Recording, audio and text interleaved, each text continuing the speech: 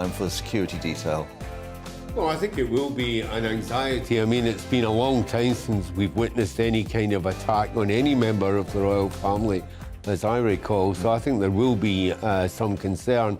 And I'd say it was just eggs, but they came perilously close. Yeah, I mean, it's difficult, obviously, for a protection officer to tell what's being thrown. It's just the very act that something's being aimed at the couple. And, of course, it comes at a time when the King is seemingly wanting to meet and greet people. We've seen the walkabouts, and it's been a feature of his new reign. Yeah, and as you say, I mean, it's shocking rather than horrifying because it was eggs rather than anything worse. So, you know, that's a relief, at least. And I think we've seen over many years how good the Royal Protection Forces are.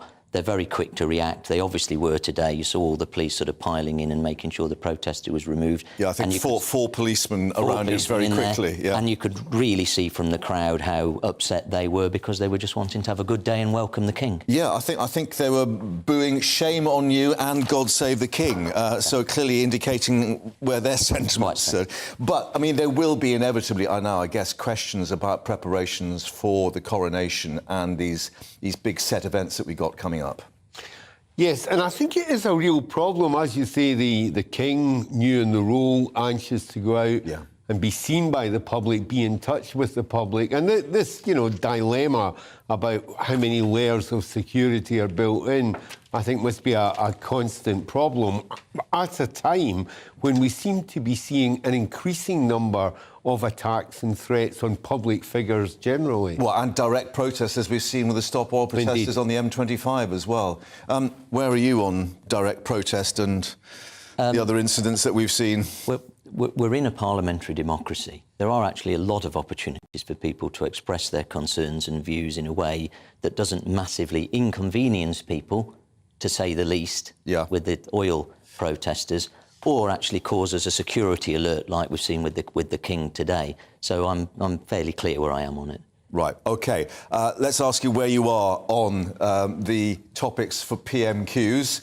I will start with you because I think it might be rather difficult for Rishi Sunak. And we ought to add, I think you are a Sunak supporter. You actually voted for him for the leadership. Yeah, I did. I mean, I went for Kemi Badenoch in the original leadership. But then, you know, yes, came through for Rishi at the end here. Yes, you know, I'm not going to do one of those sort of politician things and say nothing to see here, etc. Move on. It obviously is embarrassing, but a lot of the information that's came to light in the last day or two, and he's gone now, and I think that's the right thing. But he went by his own accord. He wasn't sacked. He resigned. And I know Gillian Keegan, the Education Secretary, was doing the morning rounds this morning, saying, look, you know, Rishi Sunak didn't know the details. He only knew that it was a disagreement. But shouldn't he have known, as Prime Minister? If you're putting someone into the Cabinet, you should know every detail about what's been going on. We saw with what's going on in terms of the economy, this huge budget that's being prepared, COP27, the fallout from Liz Truss's departure. There was a lot to cope with, but I think an investigation was launched very swiftly. Yeah. And it felt like things were building up, and then Gavin Williamson resigned before perhaps things came to a head anyway. Yeah, so another open goal, rather, for Keir Starmer with his lines of attack? Well, it doesn't look as if too much has changed. He doesn't look terribly in control to me. I don't see the integrity, professionalism or accountability that we were promised. And I don't buy this line about he didn't know. I mean, I find that if he didn't know, he should have known. What does he know? Yeah. Look, this is a guy who every time he opens his mouth changes his mind. I'm not going to Egypt. Oh, Boris is going. I'm going. Gavin Williamson's got my full support. Oh, Gavin Williamson's gone. The Home Secretary hasn't really broken the ministerial code. Well, she has, but it's OK. I mean, it looks like more of the same, and it looks like someone who may have a bit of slick PR but isn't terribly in control of events. However, he is only 2 weeks in the job, and perhaps he's still actually getting a grip on things. But, I mean, some people have actually reflected, in terms of the language being used. This was a man, Sir Gavin Williamson, who was a former chief whip, talking to another chief whip. These sort of fairly strident exchanges are what chief whips do. That's the language they use. Well, I worked in the government whip's office for a long time. I can't quite remember exchanges like that myself, to be honest. Look, I don't really buy that. I don't buy that at all. I mean, of all weeks, I think this is anti-bullying week, isn't it? And we're being asked to believe that at the top of government, that's the standard language that's used to influence and persuade people. Well, I mean, if that's the case, if I was the Prime Minister, I'd go back to the drawing board. Yeah, OK. Well, more reflections on that in a moment, but I think we can just bring in our royal correspondent, Cameron Walker, on the incident in York. King Charles and the Queen Consort. There we are. We've got the new pictures now where they're meeting a crowd, and we can see the eggs were thrown there, and the Queen Consort and King being ushered away. Clearly it was some way away, but concern there shown on the King's face, and 4, 5, 6 police officers detaining a man, I think actually behind the barrier there that we can see, and suggestions that he had actually said a comment about slavery, but the crowd booing as he was led away. I think we can now speak to Cameron, who's joining us. Cameron, you actually witnessed these events at the Micklegate Bar in York, which is where the consort, or the Crown actually technically enters this historic city. Yes, exactly, Mark. I was at Micklegate Bar, which is this big 12th century gate at the edge of the city where the monarch is traditionally welcomed, and crowds had gathered as normal as you would see in any kind of away day engagement such as this. And then as the King and Queen got out the car, they went to greet the officials who had been there to welcome their majesties, and one single lone protester from behind the barrier started chucking eggs at the royal couple and said, this country is, he said, the country built on the blood of slavery. He said, this country is built on the blood of slavery. He kept chanting that, throwing eggs. Luckily, all of the eggs missed their majesties, and the crowds actually counteracted this single protester, shouting, God save the King, showing their support for their monarch entering the city of York. Of course, it's a big distraction to the reason why they are here. Of course, they are here, first of all, to be welcomed. There is a service at the moment behind me in York Minster, and they are going to be unveiling a statue of Queen Elizabeth II a little bit later on as well. But the problem is, Mark, of course, the King wants to be a personable king in his new role. He wants to greet members of the public. He was meant to be spending a lot longer there than he did at Micklegate Bar because he was expected to greet members of the public. But the security implications, if someone can so easily get very close to the royal couple and throw something like eggs, and luckily it was just eggs and nothing worse, then clearly that's going to have big questions for the security services and the police who are in charge of keeping the monarch and his spouse safe. Now, as for the protester, he was dived on very quickly by a number of police officers and was dragged off. No official word yet from North Yorkshire Police as to what exactly he's been arrested for, but as soon as we have that, we'll bring it to you. Yeah, I mean, the pictures we've seen, clearly there are uniformed officers there and obviously the Royal Protection officers in plain clothes. But as you were indicating, this has got serious implications now as plans are underway, obviously, for the coronation and other events for next year. And the fact that the King has shown that he's so keen to meet his people as he goes around the country with these walkabouts from day one, effectively, when he headed back to Buckingham Palace. There will have to be a rethink now. There certainly will have to be a rethink, Mark, but the King and Queen, when they had gone through the gate, did actually greet a couple of members of the crowd, including one little boy who was actually taken from the barriers to meet the King on the road. He was partially sighted. His grandmother specifically wrote to Buckingham Palace in order to see if there was any way that the King and Queen could meet this little boy, Jason. And I believe we do have some pictures, but I'll just describe for those of you who, if we can't see them on the screen, he was this really excited little boy who was very, very cute and wanting to greet the crowd. But that's the thing, Mark. He couldn't do what he usually would do and greet lots of members of the crowds, as you referred to there with Cameron? at the start when he became king on the first day. Yes? I'm going to have to cut you off there because we have to go to the Commons with PMQs just about to start. I shall have further such meetings later today. Neil Coyle. Thank you, Mr. Speaker. The people I serve will, of course, be commemorating Remembrance. Bermondsey was the original home of the poppy factory, providing work for injured veterans of the Great War over 100 years ago. But, Mr. Speaker, COVID restrictions were a necessary, if painful, experience. Across the country, most people made enormous sacrifices, like Charlotte, my constituents, and local councillor Lorraine, unable to see their mums in their final days. These people were betrayed by the Conservatives who parted their way through lockdown,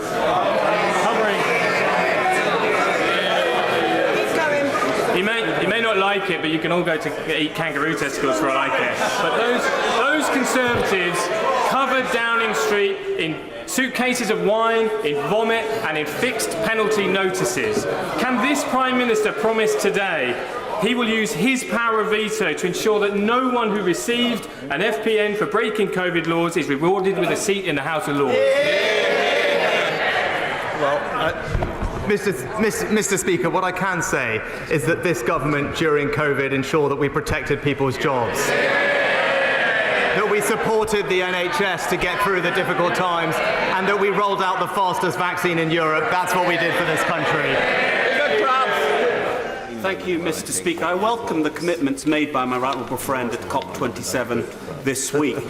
If he wants to do something that really helps get us to net zero, improves our energy security and helps create new opportunities in places like Milford Haven, South Wales, South West England, can I urge him to really throw the full weight of his office behind delivering floating offshore wind in the Celtic Sea and crucially ensure that decisions being taken now by the Crown Estate and the Treasury mean that the economic value, the jobs of this new industry stay here in the UK? Well, can I praise my right honourable friend for highlighting the incredible potential of floating offshore wind technology to help us move to net zero. He's right about the opportunities in the Celtic Sea and for Wales more generally, and I can confirm to him that Crown Estate's leasing process is expected to deliver more seabed leases for many more projects. Leader of the Opposition, Keir Starmer.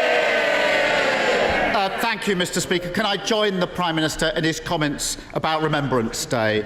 We remember all those who paid the ultimate price and all those who have served and are serving our country. Yeah. Mr. Speaker, the member for South Staffordshire told a civil servant to slit their throat. How does the Prime Minister think the victim of that bullying felt when he expressed great sadness at his resignation? Mr. Speaker, unequivocally the behaviour complained of was unacceptable, and it is absolutely right. It is absolutely right that the right honourable gentleman has resigned. For the record, I did not know about any of the specific concerns relating to his conduct as Secretary of State or Chief Whip, which date back some years. I believe that people in public life should treat others with consideration and respect, and those are the principles that this government will stand by. Mr. Speaker, the member for South Staffordshire spent years courting the idea he can intimidate others, blurring the lines to normalise bullying behaviour. It's precisely why the Prime Minister gave him a job. The truth is simple. He's a pathetic bully, but he would never get away with it if people like the Prime Minister didn't hand him power. So does he regret his decision to make him a government minister? Mr. Speaker, I obviously regret appointing someone who has had to resign in these circumstances. But I think what the British people would like to know is that when situations like this arise, that they will be dealt with properly. And that's why it is absolutely right that he resigned, and it's why it is absolutely right that there is an investigation to look into these matters properly. I said my government would be characterised by integrity, professionalism and accountability, and it will. Mr. Speaker, everyone in the country knows someone like the member for South Staffordshire. A sad middle manager getting off on intimidating those beneath him. but everyone in the country also knows someone like the Prime Minister. The boss who is so weak, so worried the bullies will turn on him, that he hides behind them. What message does he think it sends when, rather than take on the bullies, he lines up alongside them and thanks them for their loyalty?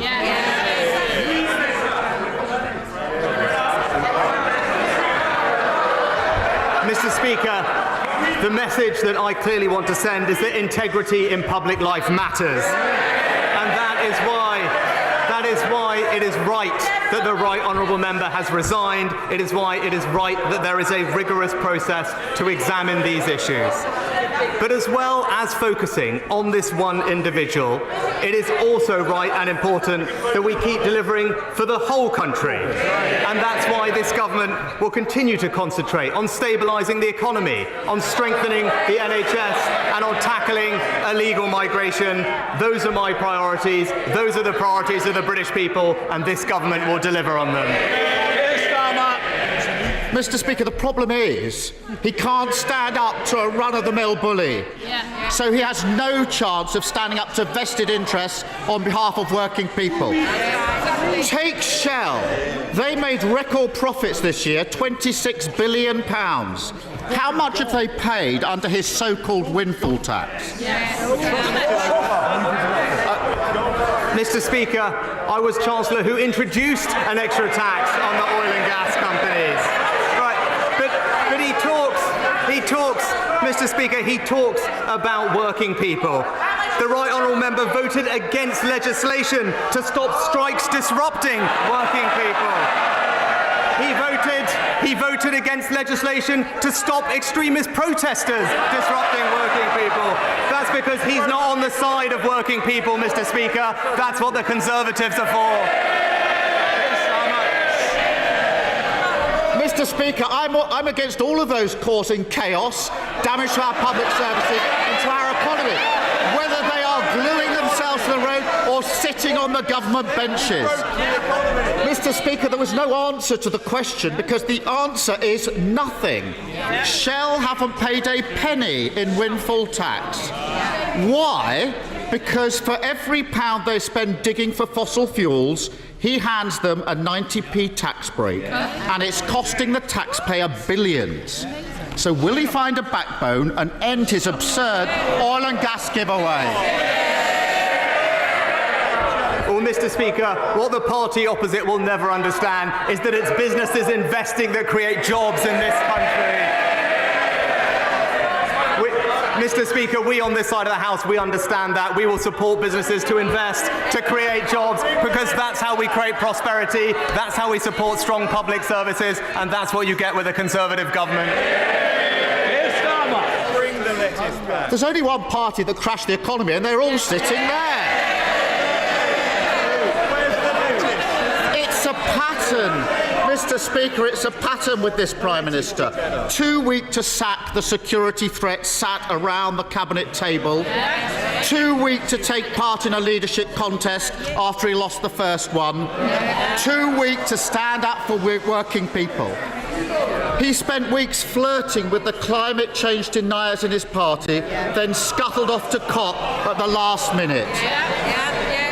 In the budget next week, he'll be too weak to end his oil and gas giveaway, scrap the non-dom tax breaks, and end the farce of taxpayers subsidising private schools. That's what Labour would do, a proper plan for working people. Mr. Speaker, if he can't even stand up to a cartoon bully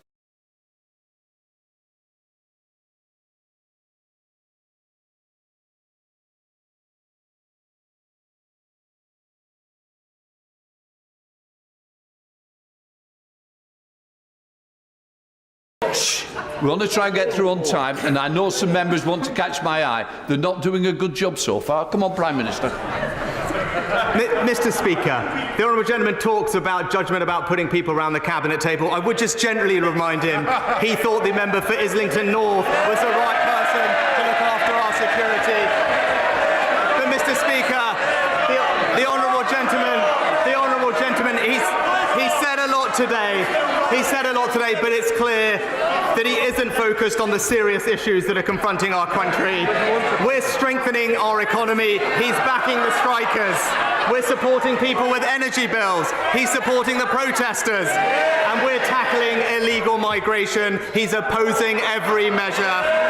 The British people want real leadership on the serious global challenges we face, and that's what they'll get from this government.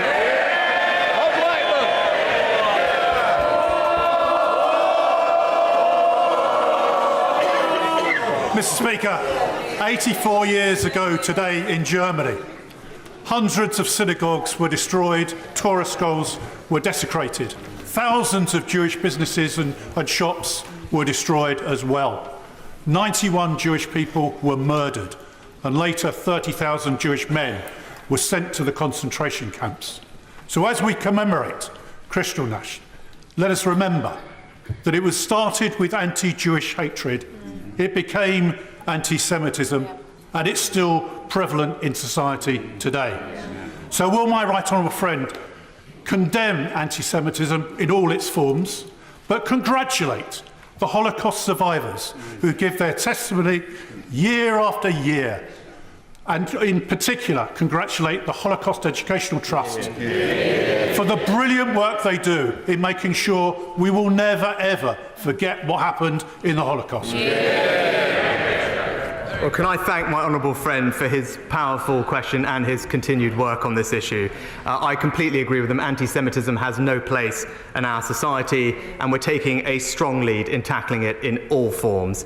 We became the first country to adopt the IHRA definition of anti-Semitism, and the government's independent advisor on anti-Semitism regularly provides advice to ministers on how best to tackle this issue. And can I join him, as I know the whole House will, in praising the work of those survivors who so bravely tell their stories so that we might never forget. SNP leader Ian Blackford. Thank you, Mr. Speaker. And can I associate myself with the remarks of the Prime Minister for Arms this day? We remember those that paid the ultimate sacrifice, those that continue to serve. And we should also remember the nuclear test veterans who continue to seek justice for themselves. Mr. Speaker, last night the Prime Minister suffered the self-inflicted loss of his first Cabinet Minister. A couple of weeks into the job, it turns out this Prime Minister's judgment is every bit as bad as his predecessors. Speaking of which, we now know that his former friend, the former Prime Minister, plans to hand out seats in the House of Lords to at least 4 Tory MPs, including the current Secretary of State for Scotland. So here's another test of judgment for the new Prime Minister. Does he think it right to keep a man in a cabinet who's clearly far more interested in getting his hands on an ermine robe than playing by the rules of Scottish democracy? Mr. Speaker, I'm obviously not going to comment on speculation around such lists. Any list would, of course, follow the normal procedures and processes that are in place. Ian Blackford. I'm afraid it's not speculation, and of course the Prime Minister clearly doesn't get how corrupt this all looks to people in Scotland. Because not only do we have a UK government that denies democracy, we now have a Secretary of State that is running scared from it. In the middle of a Tory cost of living crisis, the Scotland office is now to be led by a baron in waiting, biding his time until he can cash in on the 300-day job for life in the House of Lords. He should be sacked from the Cabinet, and the people of Dumfries and Galloway should be given the chance to sack the Tories in a by-election. The Prime Minister's judgment is already in tatters. If he has any integrity left, will he now put a stop to these 2 predecessors stuffing the House of Lords with his cronies? Mr. Speaker, what the Secretary of State and I are jointly focused on is working constructively with the Scottish Government to deliver for the people of Scotland. I'll be pleased to be meeting the First Minister tomorrow, because that, I think, is what the people of Scotland want to see. Ian Collins. Thank you, Mr. Speaker. Criminal gangs who are operating to bring people into this country in small boats, an issue that directly affects my constituents of Folkestone and Hythe, are openly using social media platforms to recruit people to use their services. Can my right honourable friend confirm that the online safety bill will require social media platforms to take effective action to remove this content? And is it also the intention of the government to bring the bill back later this month? Well, can I thank my honourable friend for his work in raising awareness of this particular issue. He is absolutely right, and I'm pleased to give him the reassurance that the online safety bill will require platforms to remove and limit the spread of illegal content and activity online. Assisting illegal immigration is listed as a priority bill a priority offence in the bill, and we look forward to bringing it back to the House in due course. Samuel Roberts. The Prime Minister is struggling to rebuild the Tories' ruined economic credibility after his predecessor scorned the Office for Budget Responsibility. But in a Bloomberg interview just last week, his Trade Secretary disputed OBR forecasts that trade will be 15% lower because of Brexit. Britain's economic prospects are worsened by being outside the world's largest trading bloc. That is a fact. So who does he agree with? The OBR or his Tory minister? Well, Mr. Speaker, one of the great opportunities of Brexit is our ability to trade more with countries around the world. And actually, I know the honourable lady will actually want to speak to many of the Welsh farmers who are enjoying selling their lamb to the new markets that we have opened up for them. That's what we'll get on and deliver. Villiers. Mr. Speaker, excessive housing targets are placing greater and greater pressure on councils to approve development which damages our environment. Right. When the Prime Minister came to Finchley over the summer, he said he wanted to abolish those targets. Will he use the Levelling Up Bill report stage to bring forward government amendments to do that? Mr. Speaker, the government is committed to making home ownership a reality for a new generation, and we must build homes in the right places where people want to live and work. But, as the right honourable lady knows, and as I said, I want those decisions to be taken locally, with greater say for local communities rather than distant bureaucrats, and my right honourable friend, the Secretary of State, is happy to sit and meet with her to discuss how best to make this a reality. British Chairman. Mr. Speaker, does the Prime Minister remember back in February when he was Chancellor of the Exchequer, when I informed him that due to his incompetence in that job, the children in my constituency would go to bed that night with no food in their tummy and no heat in their homes? What is he now going to do as Prime Minister to make sure that in every community in our country, children aren't in that situation in this hard winter ahead? Well, Mr. Speaker, the absolute best way to ensure that children do not grow up in poverty, which is something that none of us want to see, is to ensure that they do not grow up in a workless household. And the record under these governments is that 700,000 fewer children are growing up in workless households, and that's because Conservative governments create jobs for people, Mr. Speaker, and that's the best anti-poverty strategy that we have. Mr. Speaker, on Friday I visited a bridging hotel in my constituency that is currently housing 77 Afghan refugees, as local organisations search for permanent accommodation for them following the success of Operation Pitting. Many of the refugees I met held highly skilled jobs back in Afghanistan, including a doctor, international athletes and government ministers. Can the Prime Minister assure the House that our government will do more to support these highly skilled individuals to enter the UK workforce? Well, it's nice to hear from my honourable friend again this week, and I can reassure him that we are completely committed to supporting Afghan refugees into the employment opportunities here in the UK. The Department for Work and Pensions has a full programme in place, and I can also tell him that our Refugee Leads network brings together refugee organisations and DWP to connect those refugees with employment opportunities, and I look forward to seeing the fruits of that programme with him in the near future. Bradshaw. 5 years ago, the government belatedly launched a review into the security risk posed by handing thousands of so-called golden visas so that they could live in Britain. It also promised to publish the results. Well, Mr. Speaker, we did indeed review and indeed end the visa that the honourable gentleman is raising. The Home Office is currently conducting the right way to replace that visa with something that is more sustainable going forward and protects our security interests. I'll be happy to have the Home Secretary write to him with an update on that process. Thank you, Mr.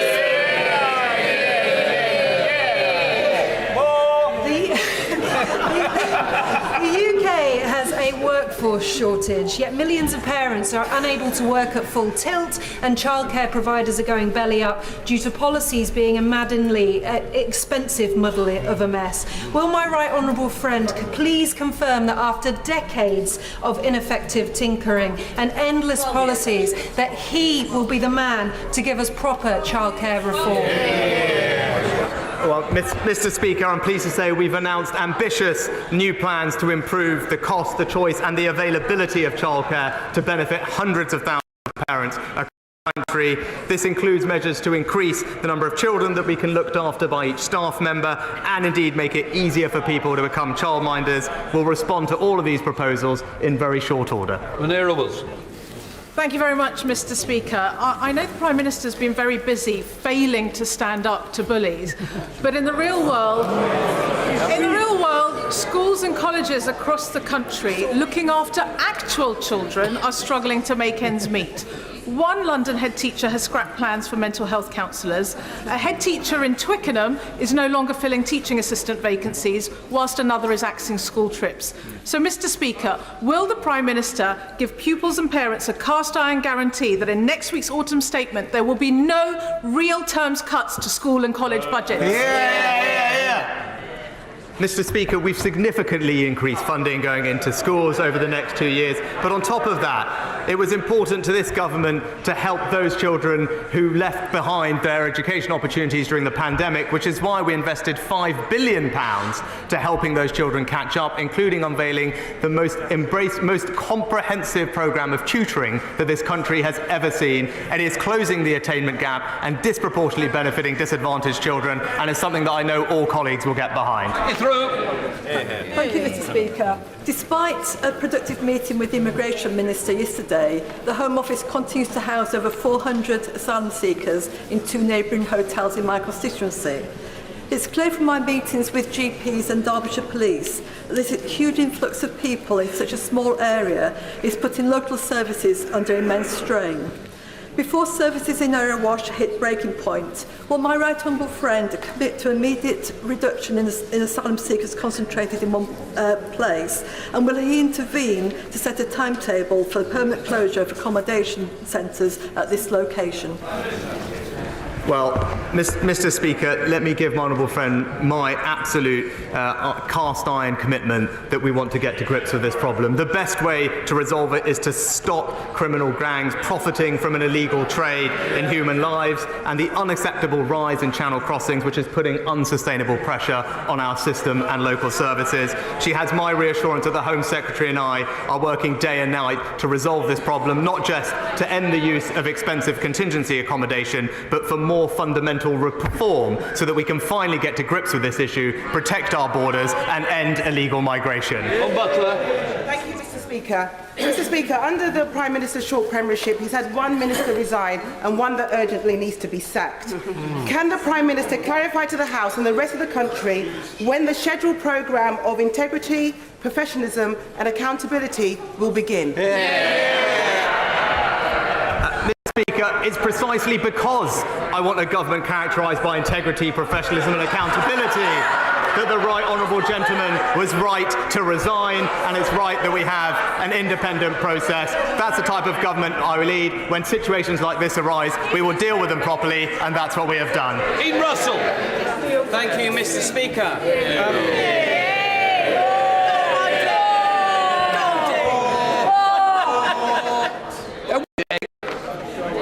It's quite amazing, isn't it, when a minister's come from his post to get more cheers. Come on, Dean Russell. Thank you, Mr. Speaker, and thank you to my colleagues. Just like the Prime Minister, I was very fortunate to join the Royal British Legion in becoming a Poppy volunteer.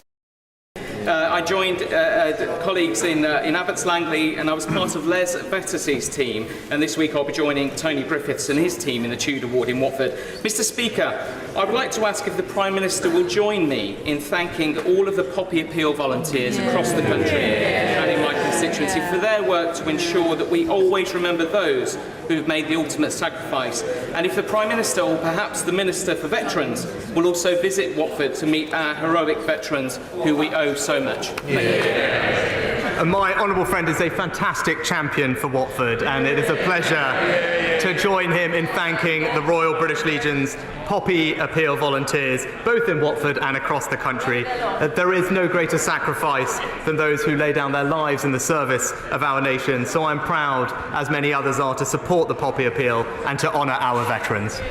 Carl Turner. If the Prime Minister or any member of his many households became unwell, would he start ringing the GP surgery at 8 o'clock each morning to not get an appointment?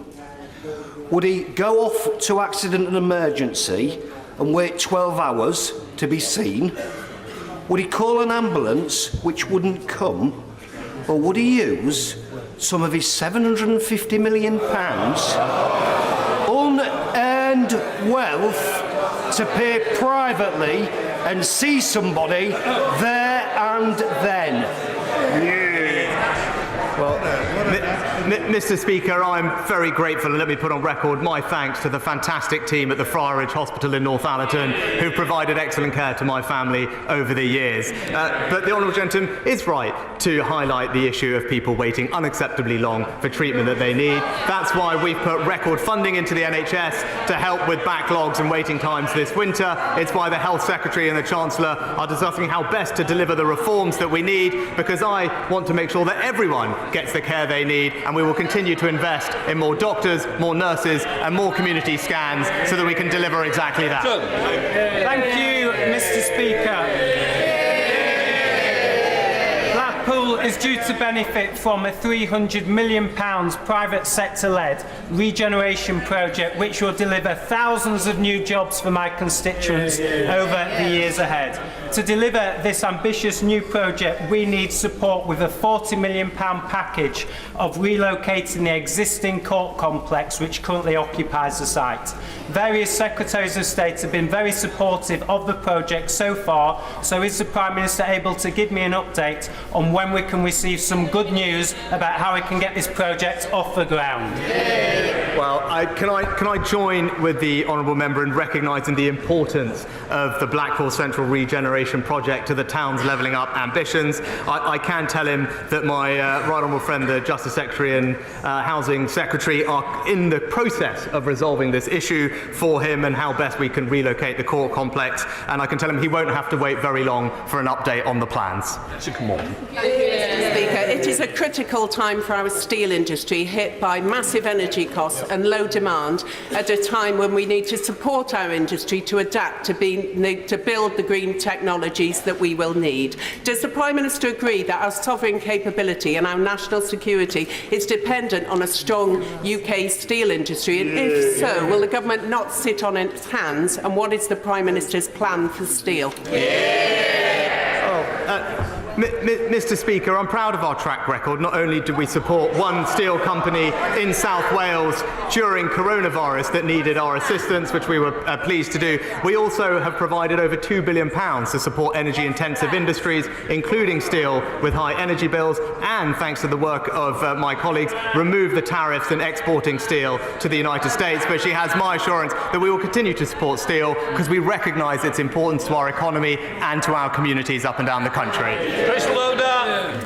Thank you, Mr. Speaker. Supermarkets such as Morrison's are abusing their dominant market position on fuel, charging up to 20p per litre more in Bridport than other towns in the region, thus preventing West Dorset residents from benefiting from the very unusual reduction in market price these days. Will the Prime Minister agree to meet with me to discuss what action can be taken against these commercial predators who harm our local residents in this way? Well, Mr. Speaker, as Chancellor, I was pleased to cut duty by 5p a litre, the biggest ever cut in fuel duty to help motorists in our country. But I recognise the concerns the honourable gentleman raised. That's why we asked the Competition and Markets Authority to conduct an urgent review of the market. There are some actions to be considered coming out of that review, and I look forward to meeting with him and working with the CMA to explore its recommendations in more detail. Liam Byrne. Thank you, Mr. Speaker. Tomorrow, across my constituency of Hodge Hill, I'll be delivering food bank collection crates because once more our food banks are running out of food. Does the Prime Minister understand the despair my constituents feel that he, as one of the richest men in Britain, is doing so little. They don't like the truth, Mr. Speaker. Does he understand the despair my constituents feel that he is doing so little for the poorest in Britain by refusing to cancel the £3 billion tax break for non-doms who profit from our country but won't make our country their home?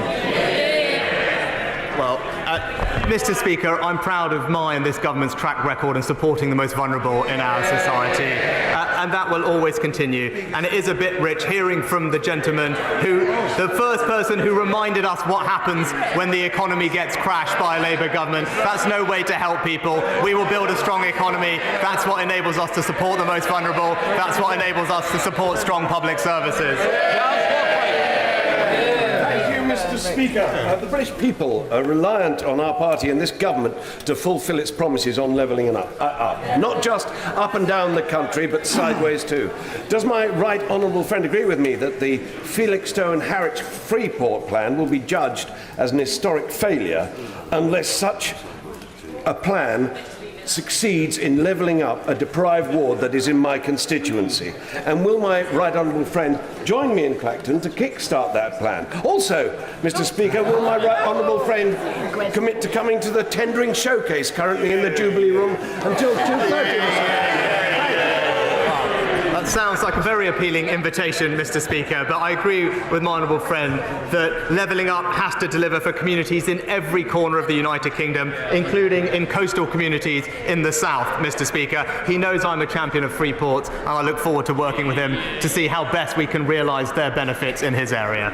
That completes Prime Minister's questions. Those who wish to leave, please do so quietly.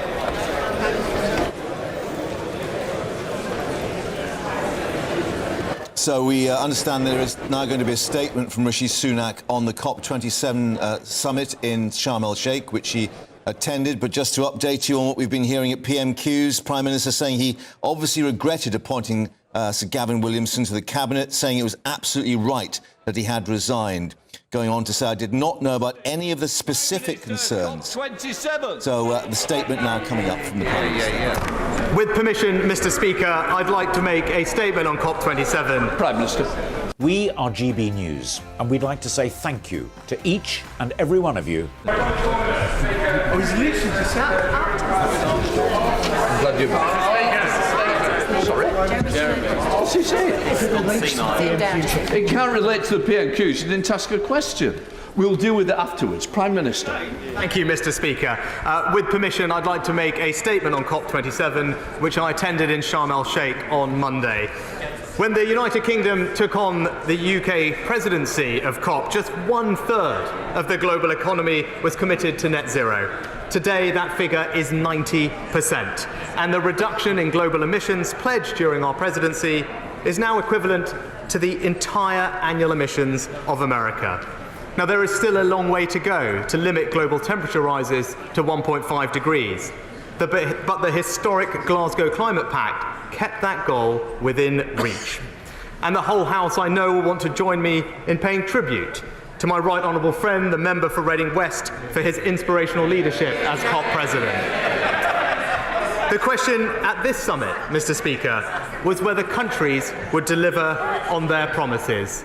I'm pleased to say that our nation will.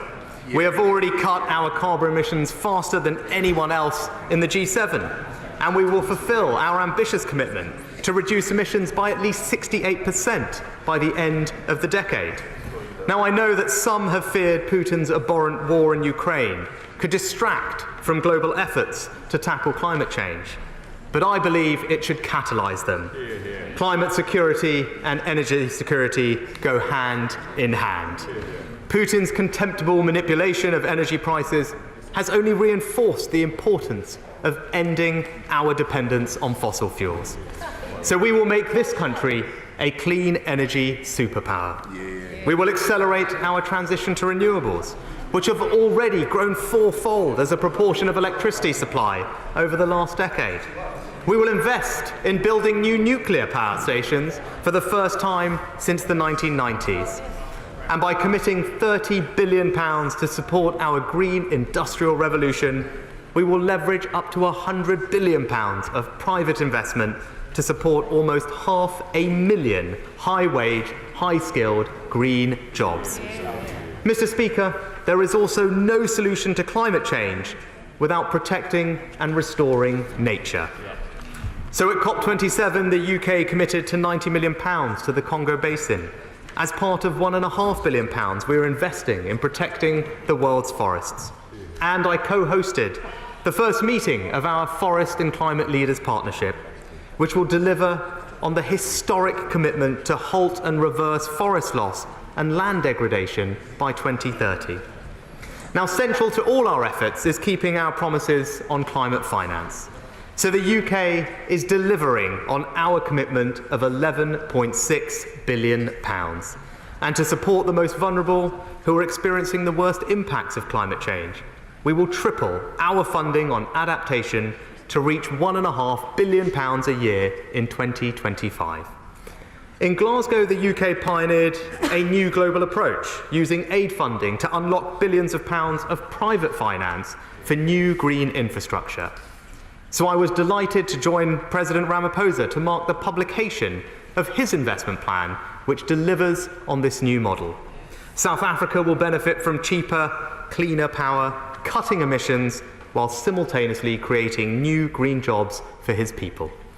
And we will look to support other international partners in taking a similar approach. We also made further commitments to support clean power in developing countries. This included investing a further £65 million in commercialising innovative clean technologies and working with the private sector to deliver a raft of green investment projects in Kenya. Now, Mr. Speaker, the summit also allowed me to meet many of my counterparts for the first time. With the Egyptian President,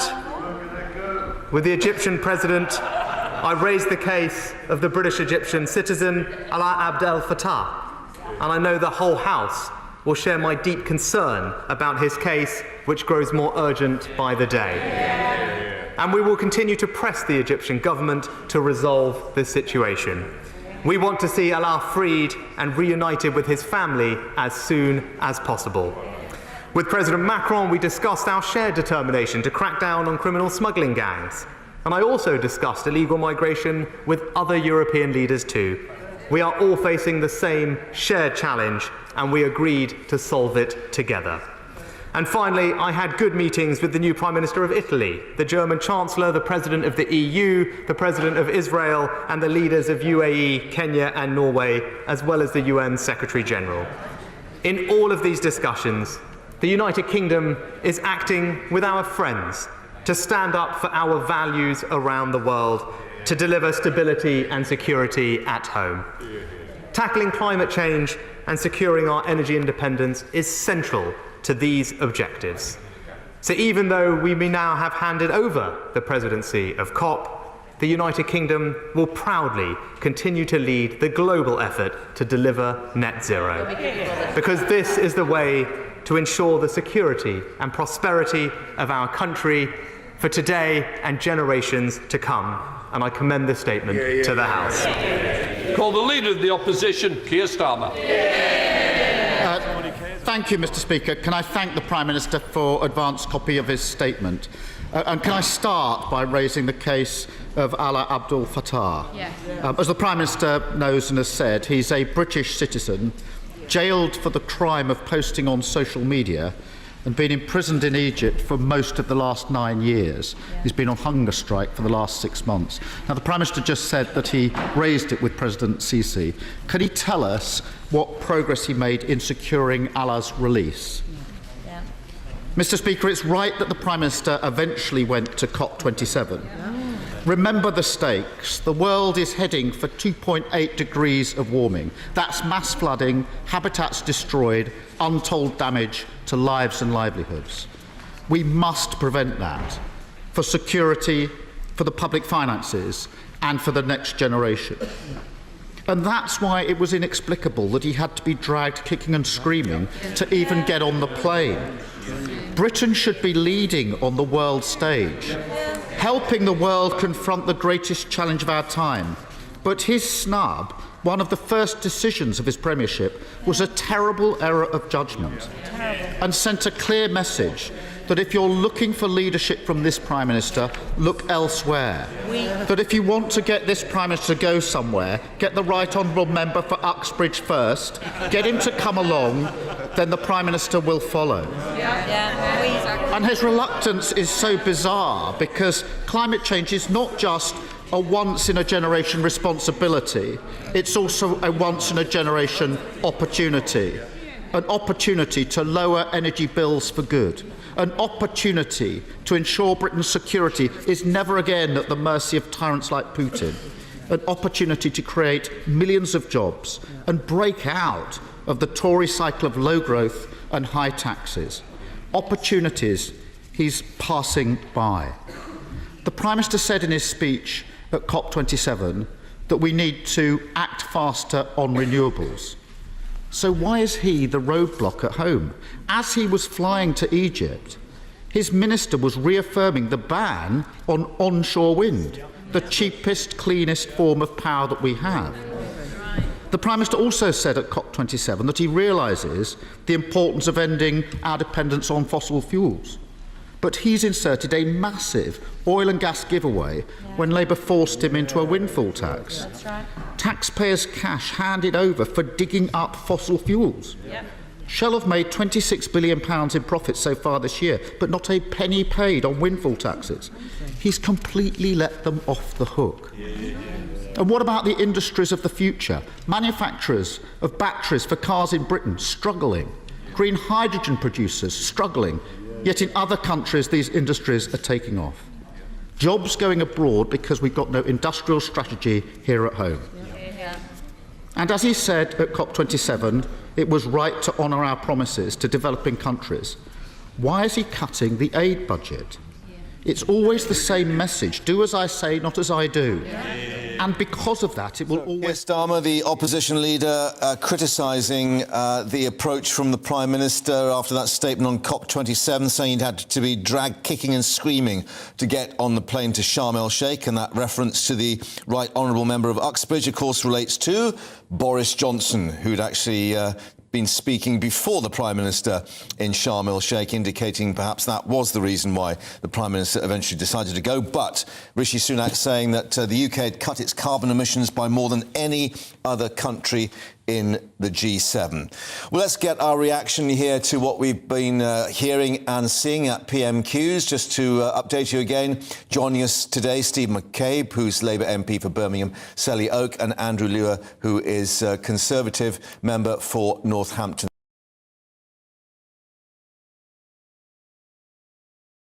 Let's ask you, first of all, about the Gavin Williamson issue. Andrew, clearly he was on the back foot, not quite on the ropes, but certainly the backbenchers were very quiet when Keir Starmer was having a go at him. Well, as I said earlier, I mean, it's a difficult issue, but it would have been phenomenally more difficult if Gavin Williamson had still been there, to the extent that I think that even if he hadn't decided to resign, he may well not have been there in order for the Prime Minister to have to defend that at PMQs. So although it was difficult, it was rendered less difficult by the fact that he's gone. And, you know, I was surprised by Keir Starmer's moving off that onto this sort of slightly confused line he's got about fossil fuels, as if the whole country still doesn't operate on fossil fuels and people don't put fuel into their cars, and energy giants don't already pay more tax rates than other This was the issue about Shell and, and the fact that he's saying... He sort of sieged from one to the other that didn't really seem to work somehow, rather than staying on that issue. Right. Should he have, once he got Sunak on the ropes, really finished him off on the issue of Gavin Williamson then? Well, I'm not sure how much further he could go. I mean, he said he regretted appointing him, but he regretted him resigning. He claimed he didn't know anything, so he didn't do any checks before he appointed him. Look, I think everybody knows. I think it's called in the trade, he was resigned, which means that they made him resign before PMQs. Everybody knows that's what's happened. He made a blunder. It was well exposed. I'm not sure I agree with Andrew. I think the issue about windfall tax is very obvious. There isn't a person in the country who doesn't think that there should be a windfall tax on these excess profits. he was forced into making a windfall tax, and then a couple of weeks later he gave them the entire amount back in tax breaks. That's the issue. Because they say they'd invested in the North Sea industry. Which they were doing anyway. So you didn't need the tax breaks, they'd already made let's that reflect that commercial Labour had the same infrastructure, that if you invest in the industry, you get a tax break on it. That was there when Labour was in power as well. Yes, but the company had already made the decision to invest, so there was no need for the tax break at a time when they were making record profits. And energy costs were going through the roof. That's the point. And an indication, perhaps, that as we head towards the autumn budget statement, this is the line of attack from Labour, that you let these big companies off the hook. Absolutely. I think there'll be a whole package of measures that try and fill these budgetary gaps that will involve energy companies. But, I mean, the principle that you give someone a tax break, they decide to invest and then you take it away again, probably wouldn't lend to business confidence in the long term. Yeah, but there are grumblings. I mean, I was just reading what Ian Duncan-Smith had said about these suggestions that we will get, for instance, inheritance tax not being increased, but certainly what we call fiscal drag, that the thresholds won't be increased, that maybe the triple lock might still be in question, all these issues. And I think the phrase he used, if that's true, our goose is well and truly cooked.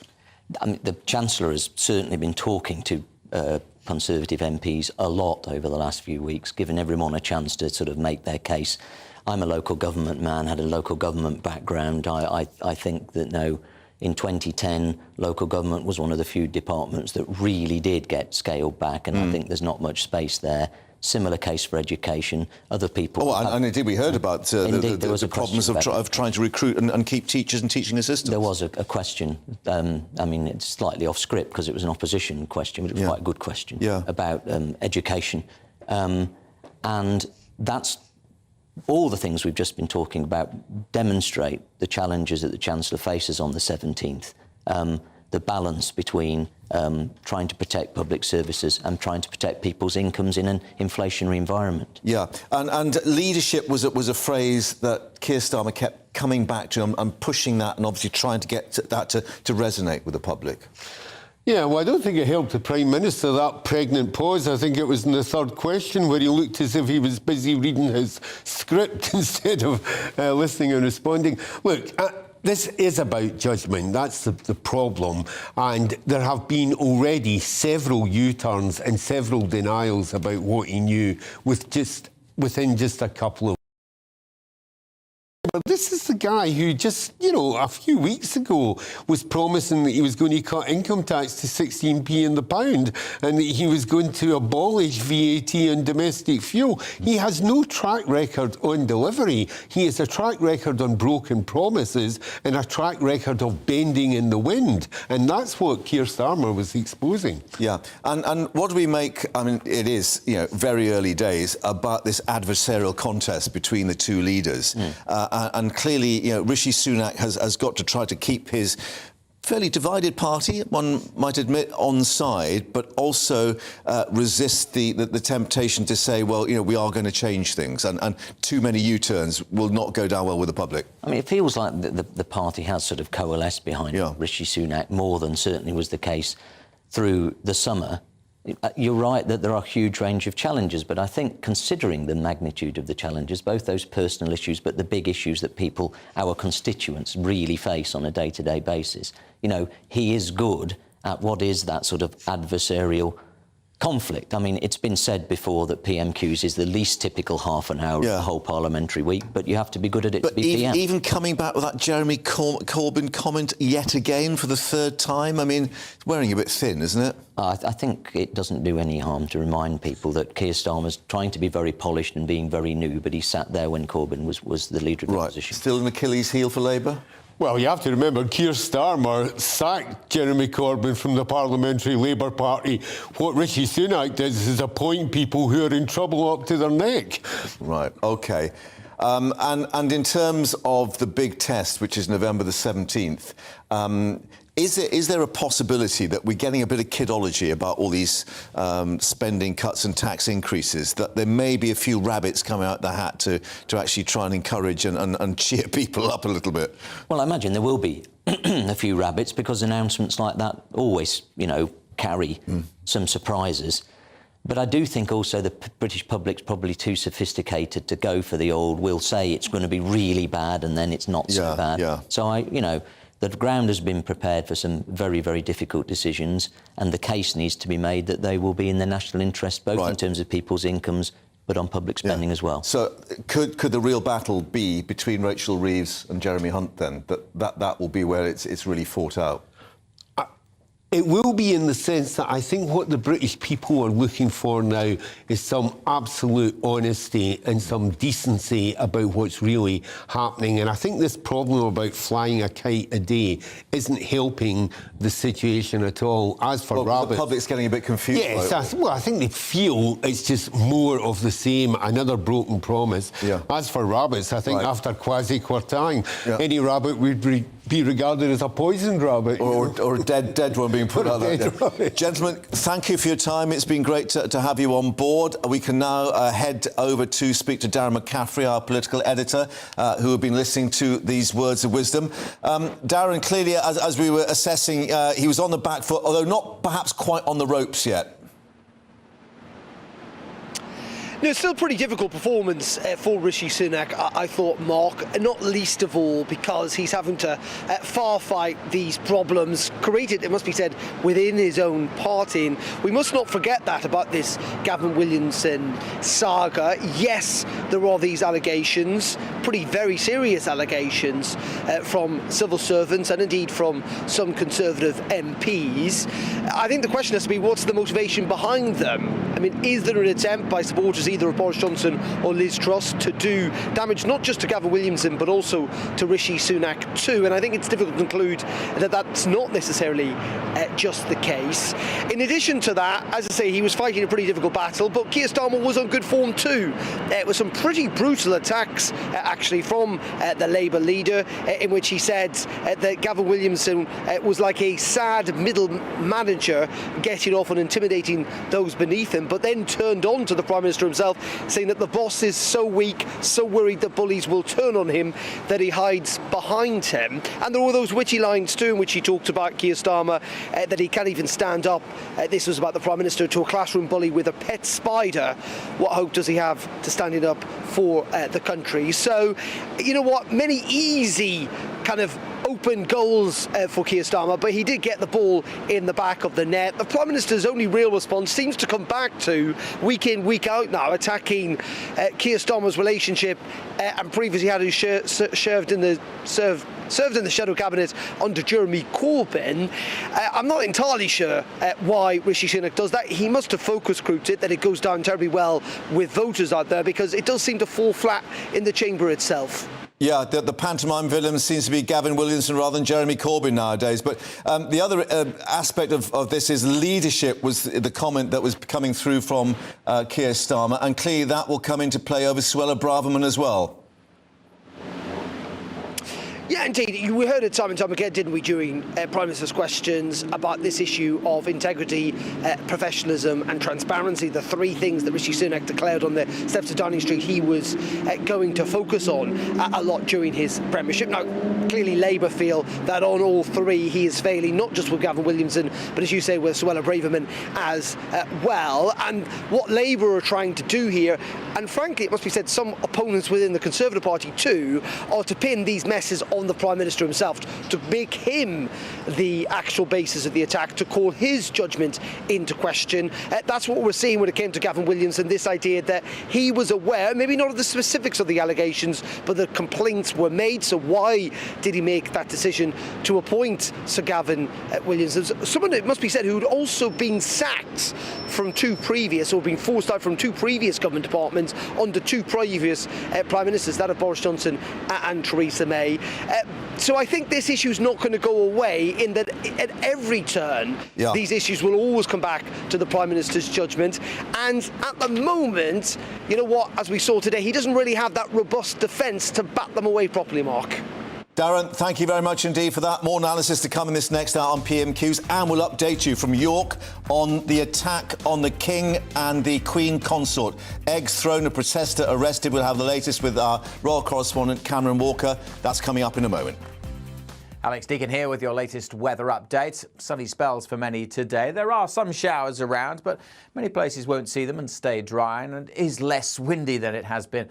Although don't get used to that. More low pressure systems ganging up out in the Atlantic. Very mild and windy for the next couple of days. Out there today, there are a couple of weather fronts just really bringing a few more showers to certain parts of the UK. So northern England, South Wales, southwest England, a few showers perhaps drifting into the Midlands later this afternoon. Certainly plenty of showers coming in across northern Scotland. But in between these showery zones, many places will stay dry and bright with some good spells of sunshine. It is a little breezy, but nothing like what we've seen of late. It's still pretty mild as well, with temperatures above average, but again, it is going to get milder still as we go towards the end of the week. Tonight we'll see more rain coming into western Scotland, a pretty wet night here. Elsewhere, some drizzly and damp conditions over the hills of Wales and northwest England. But for many, it'll be a dry night, predominantly cloudy night. We could dip down to single figures early on, but generally by dawn, most places will be in double digits.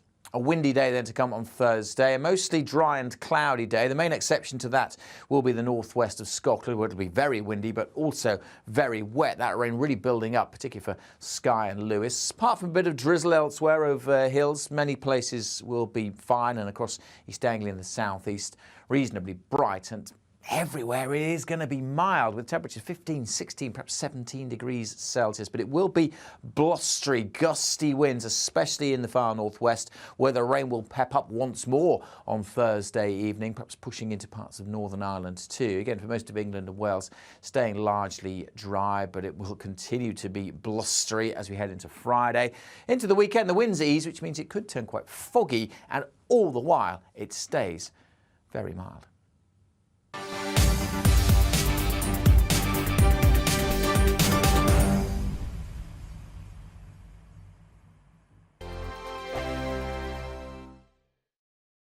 Monday to Thursday nights on GB News. At 6, it's Dubes & Co. 7 o'clock, Farage.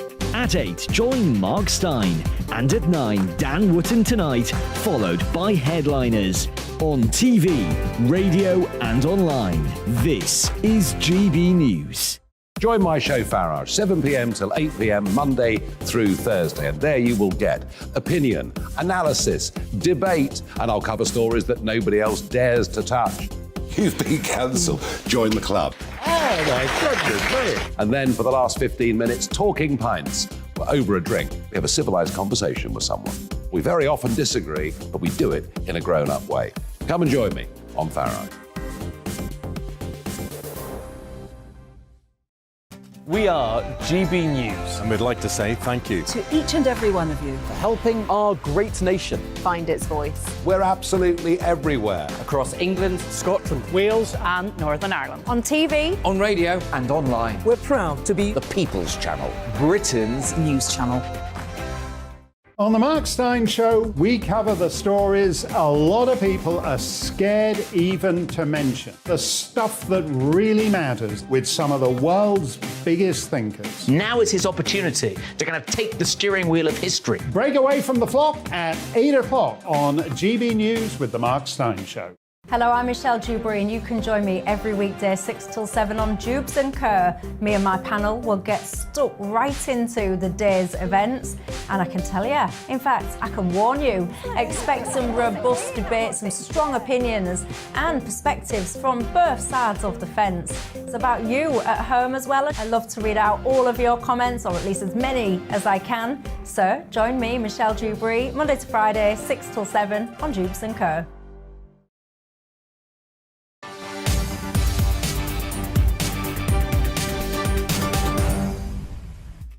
Hello and welcome back to GB News Live with me, Mark Longhurst. And coming up, we'll have the latest on that attack on the King and Queen Consort, a protester throwing eggs at the royal couple during their visit to York. Our royal correspondent was there. We'll have the latest with him live.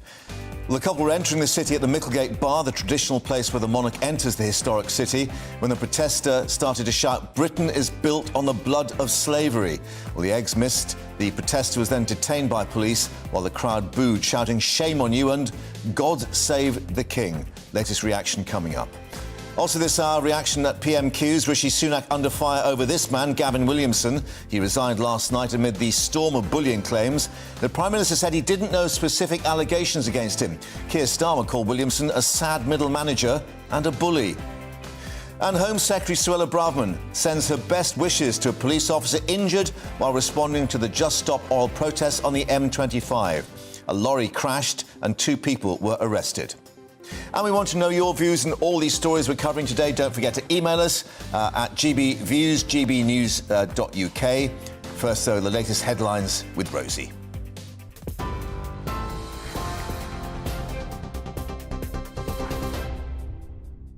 A very good afternoon to you. Coming up to 2 minutes past 1, I'm Rosie Wright, keeping you up to date.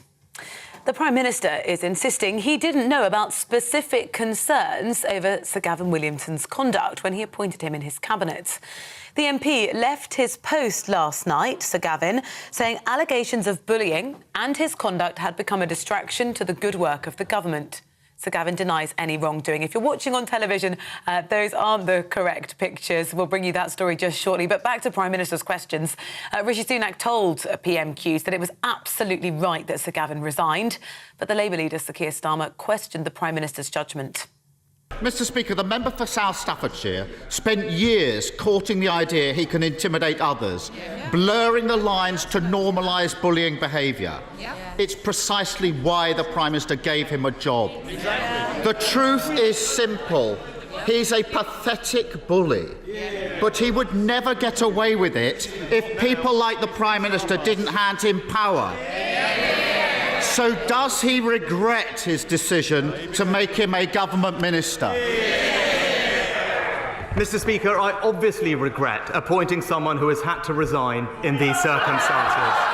But I think what the British people would like to know is that when situations like this arise, that they will be dealt with properly.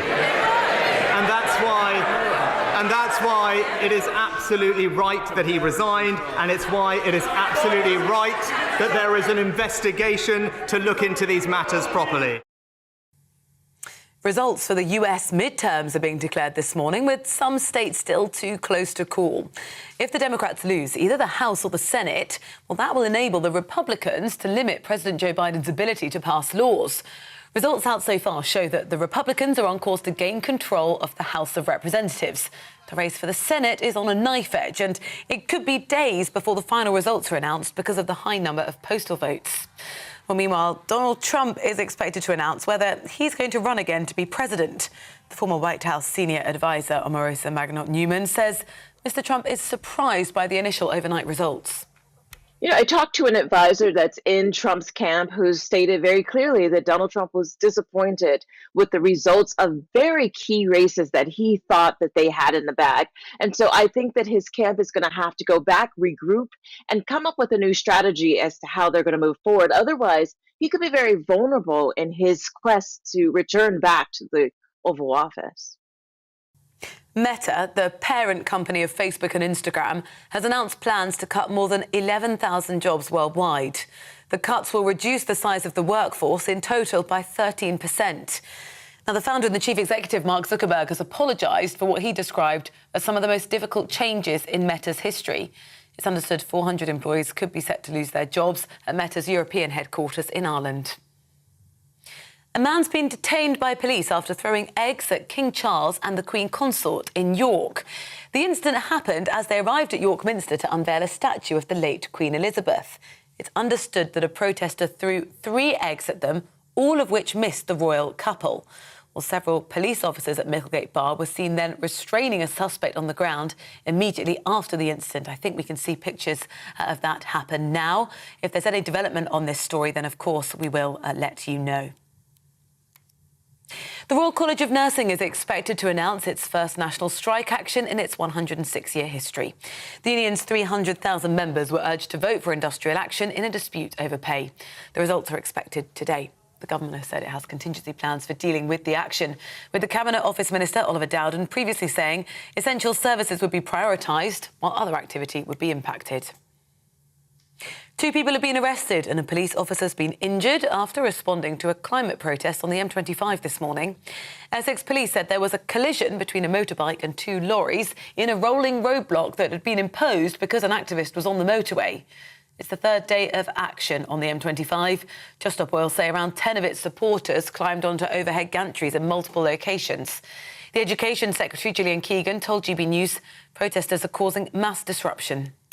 We have COP27 going on. If you are serious and want to be constructive about climate change, about making those changes, then if you are serious about that, you should be going to COP27. You should be constructively engaging with that dialogue, not sticking yourself to parts of the M25.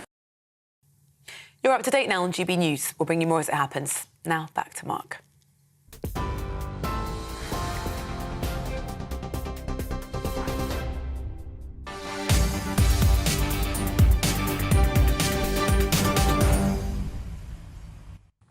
Rosie, thank you very much indeed. Well, let's get more now on that attack on King Charles and the Queen Consort, with eggs being thrown at them while on that official visit to York.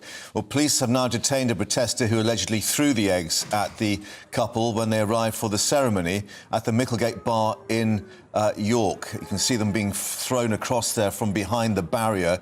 Royal Protection officers and uniformed police on the scene pretty quickly. The royal couple were then moved away, and this was the unveiling then of the new statue of the late Queen Elizabeth II at York Minster. Speaking at that ceremony, Charles going on to say the late Queen was always vigilant for the welfare of her people during her life. Now her image will watch over what will become Queen Elizabeth Square for centuries to come. Well, let's return now to Cameron Walker, our royal correspondent, who was updating us a little earlier. And Cameron, you were witnessing these scenes, clearly very worrying for the security detail. Yes, Mark, it certainly is. It started like any ordinary engagements. The car pulled up with the King and Queen consorts. They got out the car to cheers from hundreds of members of the public who had gathered to greet them and see them be officially welcomed to the city of York at a 12th century tower, which is usually used for official welcomes for the sovereign. But then, out of nowhere, one single lone protester, as you can probably see now or hear, chucked 3 eggs in the direction of the King and Queen consorts. Now, fortunately, all 3 of the eggs missed, and police were very quick to detain the suspect, who was kind of manhandled to the ground and then carried off. But I think what's interesting is the crowd's reaction. Everyone around him was shouting "shame on you" to the protesters. They were shouting "God save the King." So clearly a huge show of support for the monarch and his consorts in York. But this does create a big question for the security of the royal couple. Of course, it's very standard practice for the King and the Queen Consort to greet members of the public when they are on an away day such as this. What makes them really personable, frankly, and makes them not too out of touch with members of the public. But now the police and Royal Protection officers and security services are going to be asking the question, is it safe for them to be doing that? Yes, and we've seen, obviously, with the new king, his willingness and indeed intent to meet public and go walkabout from that very first time when he arrived back at Buckingham Palace. And looking at those pictures from York, clearly there were a lot of uniformed officers as well as the Royal Protection Squad, indicating how difficult it is to stop these protesters doing these acts. Yes, I mean, there's crash barriers, as you would normally expect to see, but clearly the number of members of the crowd outnumbered the police officers. It was just a single lone protester on this incident, and the police are always looking at the crowd rather than at the royal couple, trying to see if anyone's going to be causing any mischief, for want of a better phrase. But it all happened so quickly, Mark. I was there and witnessing it, and it took me a few seconds to work out what was happening. So I'm sure it was the same for the police, although of course they are trained to deal with incidents such as this. But I think the overwhelming majority of the crowd, in fact everyone apart from this lone protester, was frankly very angry that this protester had decided to throw eggs at the King and Queen consorts, because we were expecting a walkabout here for the King and Queen consort to greet members of the crowd. But of course, they had to be whisked off for their own safety and to make sure there were no other protesters who were unexpectedly going to cause a problem. So they were taken through the gates to a perhaps slightly more safer area with more crowds who had gathered. So they did get to greet some members, including a little boy. called Jason, who was partially sighted. His grandmother especially wrote into Buckingham Palace to see if there was a chance that the King and Queen could meet this little boy, because he has to be up very close in order to see them, which they were lovely and very much obliged. So at least that was able to take place, which is good news. And also the occasion for which they were there to unveil this statue at the York Minster of the late Queen. As King Charles say, now there to look over the city. And I think the square itself is being renamed now.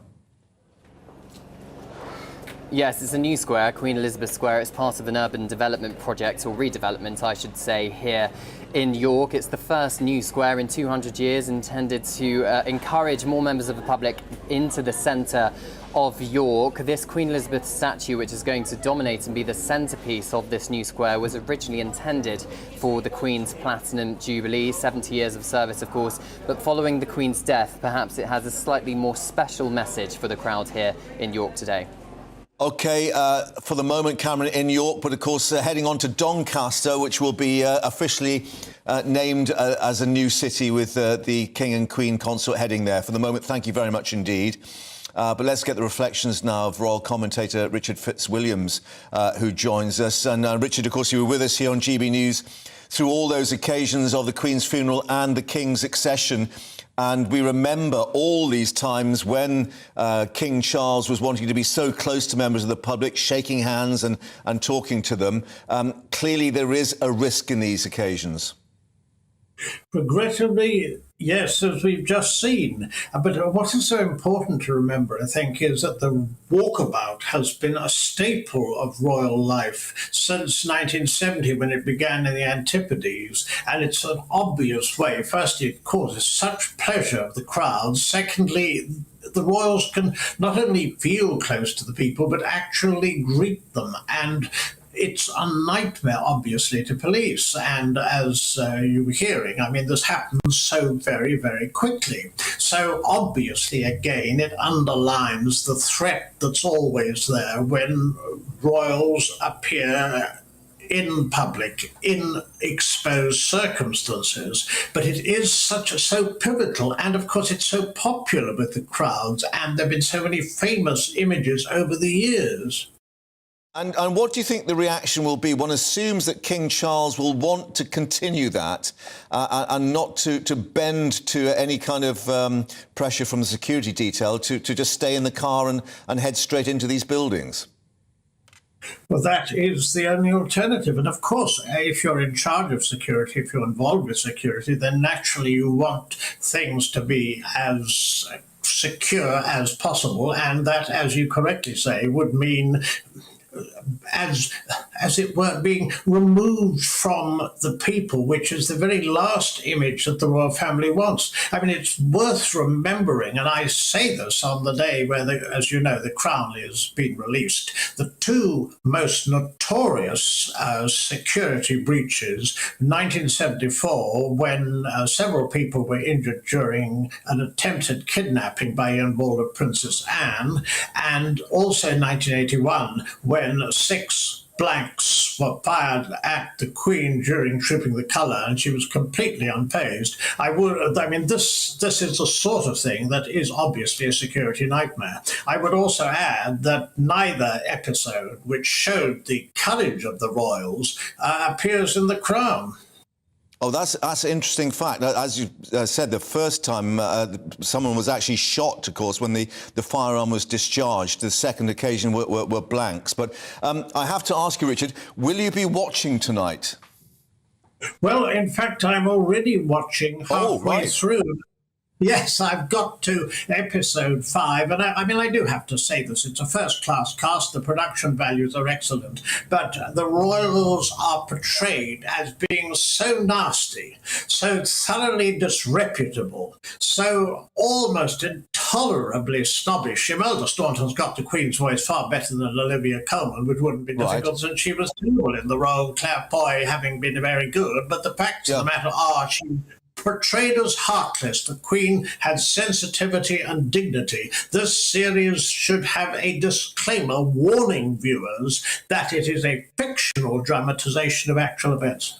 Yeah, and Netflix have said as much, but do you believe that this is a mistake to actually run this so soon after the Queen's passing?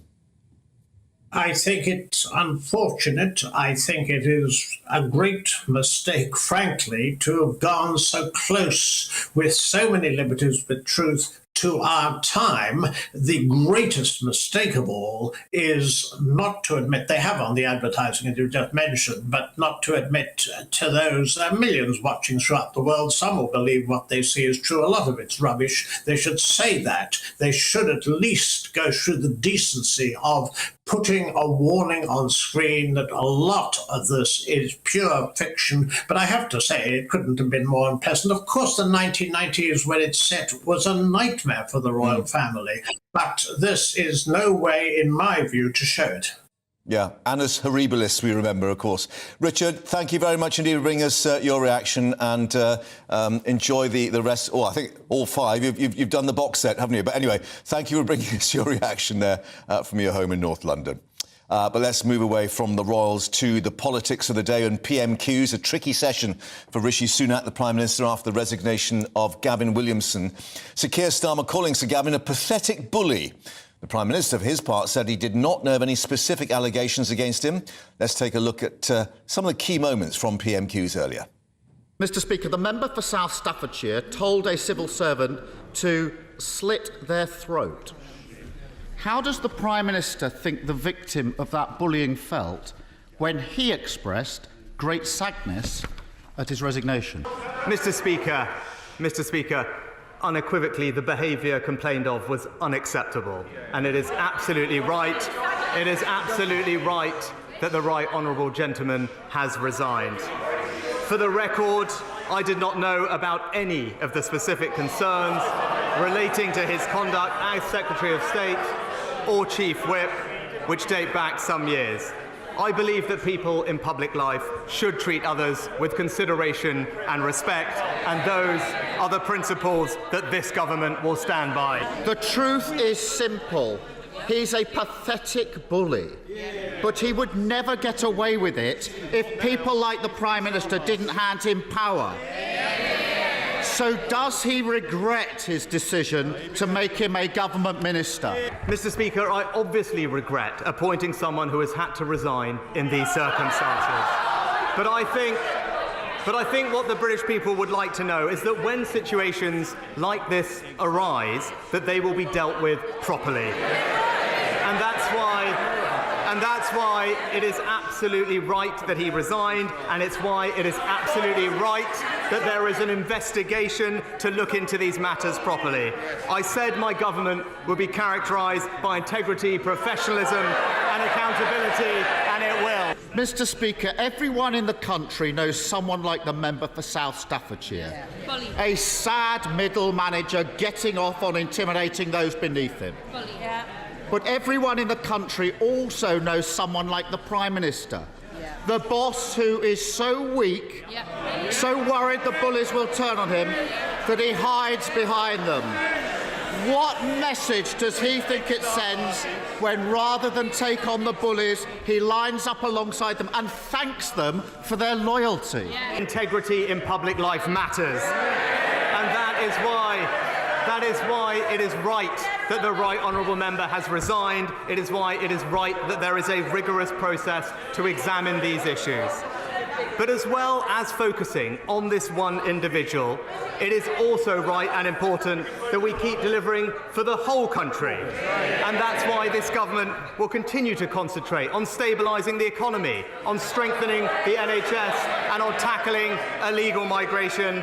Those are my priorities. Those are the priorities of the British people, and this government will deliver on them.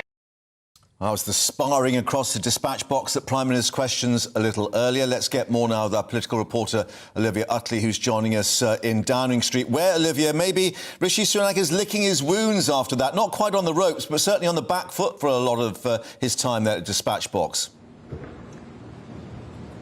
Yes, certainly on the back foot. And I think what's the most interesting thing about this story is the fact that it is still rumbling on. Usually when a minister resigns, that's sort of case closed, end of story. But this this story is going into its third or fourth day. I think that speaks to two things. One is Rishi Sunak's inexperience as a Prime Minister. Remember, this is a politician who was only even elected in 2015 and was Chancellor for really not very long at all. Now Prime Minister, he's struggling to bat off those accusations from Keir Starmer. Normally a Prime Minister would be able to say, you know, he's resigned, what more do you want? Rishi Sunak didn't do that, and he let it bleed into most of the PMQs session. The other issue is that the Conservative Party is still very split. Just a few weeks ago, the Conservative Party was pretty much in open civil war. Then it managed to rally round Prime Minister Rishi Sunak, but those tensions are never far from the surface. The Prime Minister's claiming that he didn't know of any specific allegations against Gavin Williamson, but Jake Berry, the pretty annoyed former party chairman, is claiming that the Prime Minister did know what was being alleged against Gavin Williamson, which means that story just can't quite go away. And that's a serious problem for Rishi Sunak.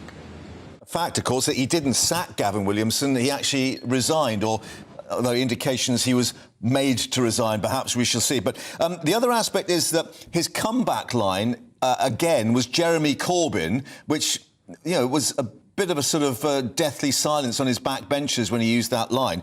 And I'm just learning now that in the Commons, Jeremy Corbyn has said he's grateful for my continued rent-free tenancy in the Prime Minister's head. Response to the fact that he's been brought up at 3 PMQs in a row without prior notice. I mean, Rishi Sunak's got to try and find a better line, hasn't he?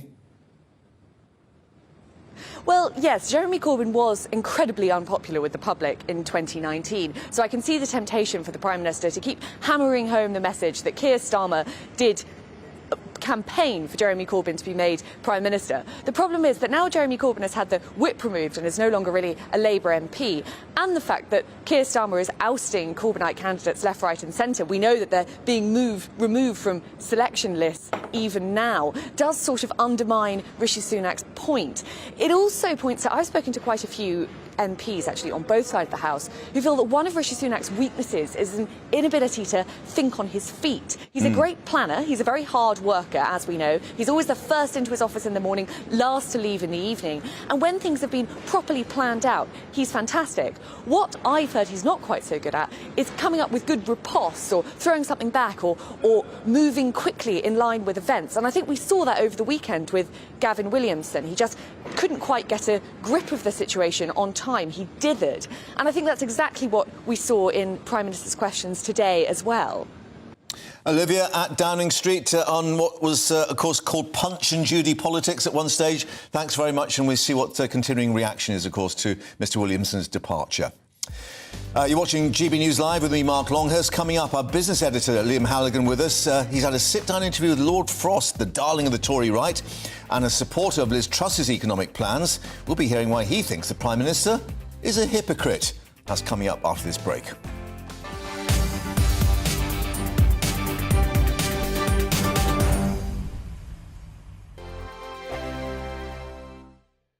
I'm Mark White. As GB News Home and Security Editor, I cover those key issues that are so important to you. Our authorities, our communities doing all they can to combat violent crime. With the public services under unbearable strain, why are we still failing to control our borders? Defence, the first priority of any government, has been continually hollowed out. Can we trust our politicians to protect the armed forces? Join me, Mark White, on GB News. We are GB News, right across the nation. You can get us on television, on radio, on digital. We're absolutely everywhere. Amazing! You see, amazing! You remind me of me in the European Parliament. But here's the most important bit. We are not part of the mainstream establishment. We think and speak just like you do. We are the People's Channel. Magnificent. That's really, really thoughtful. Come and join us on GB News, the People's News Channel.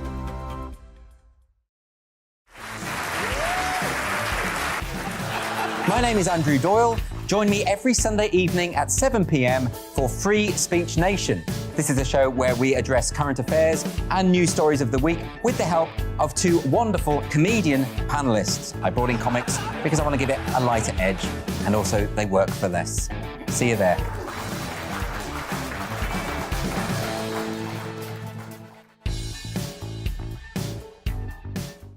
Join me, Arlene Foster, for the briefing on GB News. Every Friday at 3 p.m, I'll give you all the latest political news and analysis, and we'll have robust live debate. To make sure that you're caught up on all of the biggest issues of the day, we'll bring on experts in their field. I'll ask the questions that you'd like to ask. We're not afraid to tackle discussions from all perspectives, including yours. Don't forget, the briefing with me, Arlene Foster, every Friday at 3 p.m. on GB News.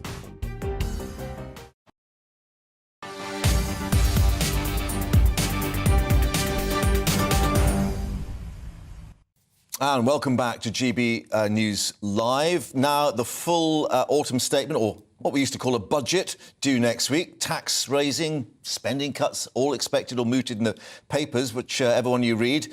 But speaking exclusively to our business editor, Liam Halligan, former Brexit Secretary Lord Frost has said that he fears the government may be returning to George Osborne's style of austerity and that raising taxes into recession when interest rates are rising poses a real risk of what he called a vicious economic spiral. Also warning that net zero agenda championed at COP27 was, quote, unrealistic. Well, Liam joins us now for more on his exclusive interview with On the Money. Well, he didn't pull his punches then, did he? He didn't. He's not in the cabinet, of course. He's not even an MP. He's in the House of Lords. But I think it's fair to say that Lord Frost, David Frost, is an influential, almost talismanic figure at Westminster, and particularly across the grassroots of the Conservative Party, and he's got a big public profile. So I sat down with him yesterday, and we've been airing little bits of his interview throughout the day. And I started by asking Lord David Frost what he thought of what's been going on in Egypt, the so-called COP27 summit. And what he said to me is that he feels this 2050 net zero agenda, that carbon emissions, any carbon emissions that we make by 2050 will be offset by carbon savings elsewhere, so there's net zero. He says that we're rushing at that agenda, we're going too quickly, the technology isn't there yet, and that it's unrealistic. This is what he said. I'm doubtful, I've got to say. I don't think that rushing at the 2050 deadline, as we have it in the UK and Europe, is necessarily going to work. I don't think the technologies are quite ripe yet. It's too easy to say all we need to do is have more wind farms and more solar until we get the ability to store power, until the intermittency problem is solved, really properly solved. I struggle to see that these technologies are going to do everything we want and that they'll be useful in more than a marginal way. I think the right way of going at this is gas to nuclear and lots of research into other possibilities. And I don't know whether that is consistent with 2050. I'm doubtful. Well, it's interesting, of course, because we had the Prime Minister making the statement about COP27 in the Commons just a few minutes ago, saying that obviously, the UK had cut carbon emissions more than any other country in the G7. But, there's a price to go with that. Now, the other issue we were talking about yesterday is this news that we're going to get all these gas supplies being delivered from the United States on these shipments coming over. A lot of people will be scratching their heads thinking, hold on, weren't we going to do that ourselves with fracking? That's it, Mark. This war in Ukraine, the sort of energy crisis in Western Europe, I think it's fair to say it's a factual observation. It's been a good opportunity for the US shale industry. Until 10 years ago or so, the US didn't export energy. It was illegal to export energy from the US. So serious were they about their energy security after the Arab oil embargo and the oil price shocks of the 1970s, when we were lads, as it were. But now America has got a big energy export industry, particularly what we call LNG, liquefied natural gas. So they frack gas, they extract gas from the ground, they turn it into a liquid, they put that liquid onto huge boats, send them around the world, not least across the Atlantic. We have lots of LNG docking terminals here in the UK, which Germany doesn't have. But what Sunak said the other day is that as part of the UK's energy security, we are going to be buying a lot of gas off America to replace that gas that Western Europe has been buying off Russia. And Lord Frost made the point, it's quite a stark point really, that surely there's a hypocrisy in relying on fracked gas. If you think fracking's bad for the environment in the US... Why import it? And then at huge expense, converting it to liquid, 3,000 miles across the pond, converting it back to gas, is that really energy efficient? Is that really morally efficient? And he actually said in this next clip, he thought the government's policy on this was hypocritical. I'm personally in favour of at least trying fracking and seeing if we can do that. And I think there's a degree of hypocrisy in those who won't do fracking in the UK but are perfectly happy to import large quantities of fracked gas from the US or Qatar or wherever else. I think it is just a bit kind of unreasonable to look at it in that way. We should be responsible for our own security of supply as far as we possibly can. And finally, Liam, the small matter of an autumn budget next Thursday. I'm sure he's got a view on that. He certainly has. He's a small state guy. He speaks for many rank-and-file Conservatives. He's worried the jungle drums are beating, if you like. We are going to get tax rises in this autumn statement next Thursday. Lord Frost is worried about raising taxes sharply at a time when the economy is facing recession and interest rates are also going up. Here's the final clip. I mean, there's a real risk of raising taxes into a recession, especially when interest rates, so monetary policy is getting tighter as well. There are very few examples, if any, in the world of countries that have consolidated their way into growing. What tends to happen more is budgetary consolidation begins to slow growth, crush the economy. You therefore have to consolidate even further, and you get onto a vicious cycle. And some of the Eurozone countries have got into that at times. Do you think we're in a danger of a vicious downward spiral? I mean, I don't know yet. I think you just got to be cautious when it's clear that economic conditions are getting worse, that we're not making our own life more difficult. Words of warning. That is really an issue. Yes, of course, Liz Truss and Kwasi Kwarteng were criticised for trying to cut taxes too much. But if we raise taxes too much, we're going to end up stalling the economy, get less revenue overall. Those three clip, Mark, we've taken a bit of time with them, but viewers and listeners can catch the full 15-minute version of my extended interview with Lord David Frost on my On the Money Money Talks podcast on the GB News app and the GB News YouTube channel. With plenty of food for thought, as they say. Liam, thank you for bringing us that. And, of course, we'll see what emerges next Thursday for that autumn statement with you. Also coming up here, crunch elections in the States. Donald Trump and the Republicans hoping for a clean sweep. Have they done it? We'll have the latest for you. First, let's get the news update with Rosie.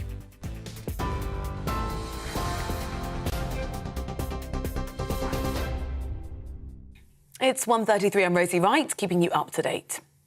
The Prime Minister insists he didn't know about specific concerns over Sir Gavin Williamson's behaviour when he appointed him in his cabinet. Well, Sir Gavin left his post last night saying allegations of bullying and his conduct had become a distraction to the good work of government. He denies any wrongdoing. Rishi Sunak told the Commons that it was absolutely right that Sir Gavin resigned, but the Labour leader, Sir Keir Starmer, questioned the Prime Minister's judgment of allowing him to be a cabinet minister in the first place. Mr. Speaker, the member for South Staffordshire spent years courting the idea he can intimidate others, blurring the lines to normalise bullying behaviour. It's precisely why the Prime Minister gave him a job. The truth is simple. He's a pathetic bully. But he would never get away with it if people like the Prime Minister didn't hand him power.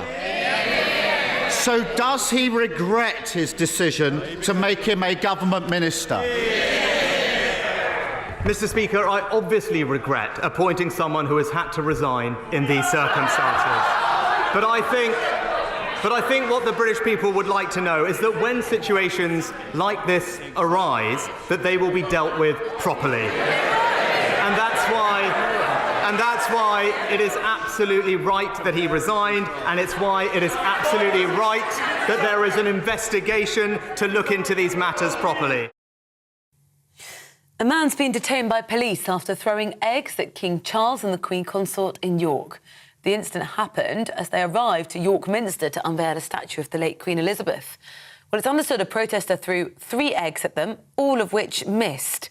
Several police officers at Micklegate Bar were then seen restraining the suspect on the ground immediately after the incident. As we get more on this story, we will update you. A police officer has been injured after responding to a climate protest on the M25 this morning. Essex Police said there was a collision between a motorbike and 2 lorries in a rolling roadblock that had been imposed because an activist was on the motorway. This is the 3rd day of action on the road. Just Stop Oil say around 10 of its supporters climbed onto overhead gantries in multiple locations on the M25. 2 arrests have been made.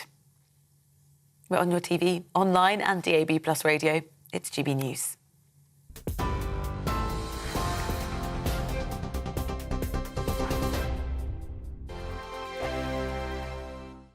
My name's Tom Harwood and join me 9:30 a.m. every weekday for The Briefing, your one-stop shop for everything you need to know about what's going on in politics today. I wonder if this is a deal that might need to be like the biscuits in this factory, twice baked. Is there not an opportunity here to win out against the extremes? Tom Harwood, GB News. What are you going to do about it? Things should have been done differently, and they certainly are being done differently. Don't miss it. The Briefing with me, Tom Harwood, 9:30 Monday to Friday on GB News. Hello, I'm Alastair Stewart, and I'd invite you to join me at noon on Saturdays and Sundays for Alastair Stewart and Friends. I've been in this business for over 40 years. Now, here at GB News, I've never been happier. I get to choose the big stories that really interest me. We hear what you have to say, and you hear what I have to say. I really hope you can join me, noon on Saturdays and Sundays. I'm Mark Dolan. Join me at 11 on GB News for Headliners, in which I'll be joined by 2 of the UK's top comedians discussing tomorrow's papers. If it's an important story, we'll cover it, but we'll have some fun along the way. Headliners, the late-night paper review that won't send you to sleep like the others will. 7 nights a week at 11 p.m. on GB News.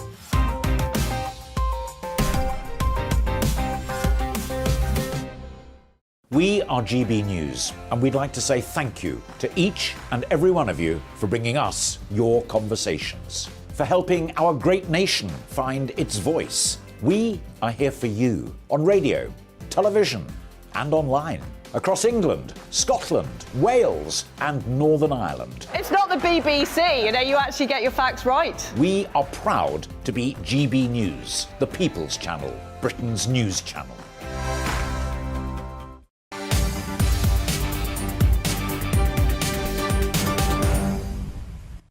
So welcome back to GB News Live with me, Mark Longhurst. And more now on the police officer being injured after responding to these latest climate protests on the M25 this morning. Essex Police saying there was a collision involving the police motorbike seen here and 2 lorries during a rolling roadblock. It had been imposed after an activist was spotted on the motorway. In a statement, Just Stop Oil describing the collision as an awful situation, but they've defended a 3rd day of disruption on the UK's busiest motorway.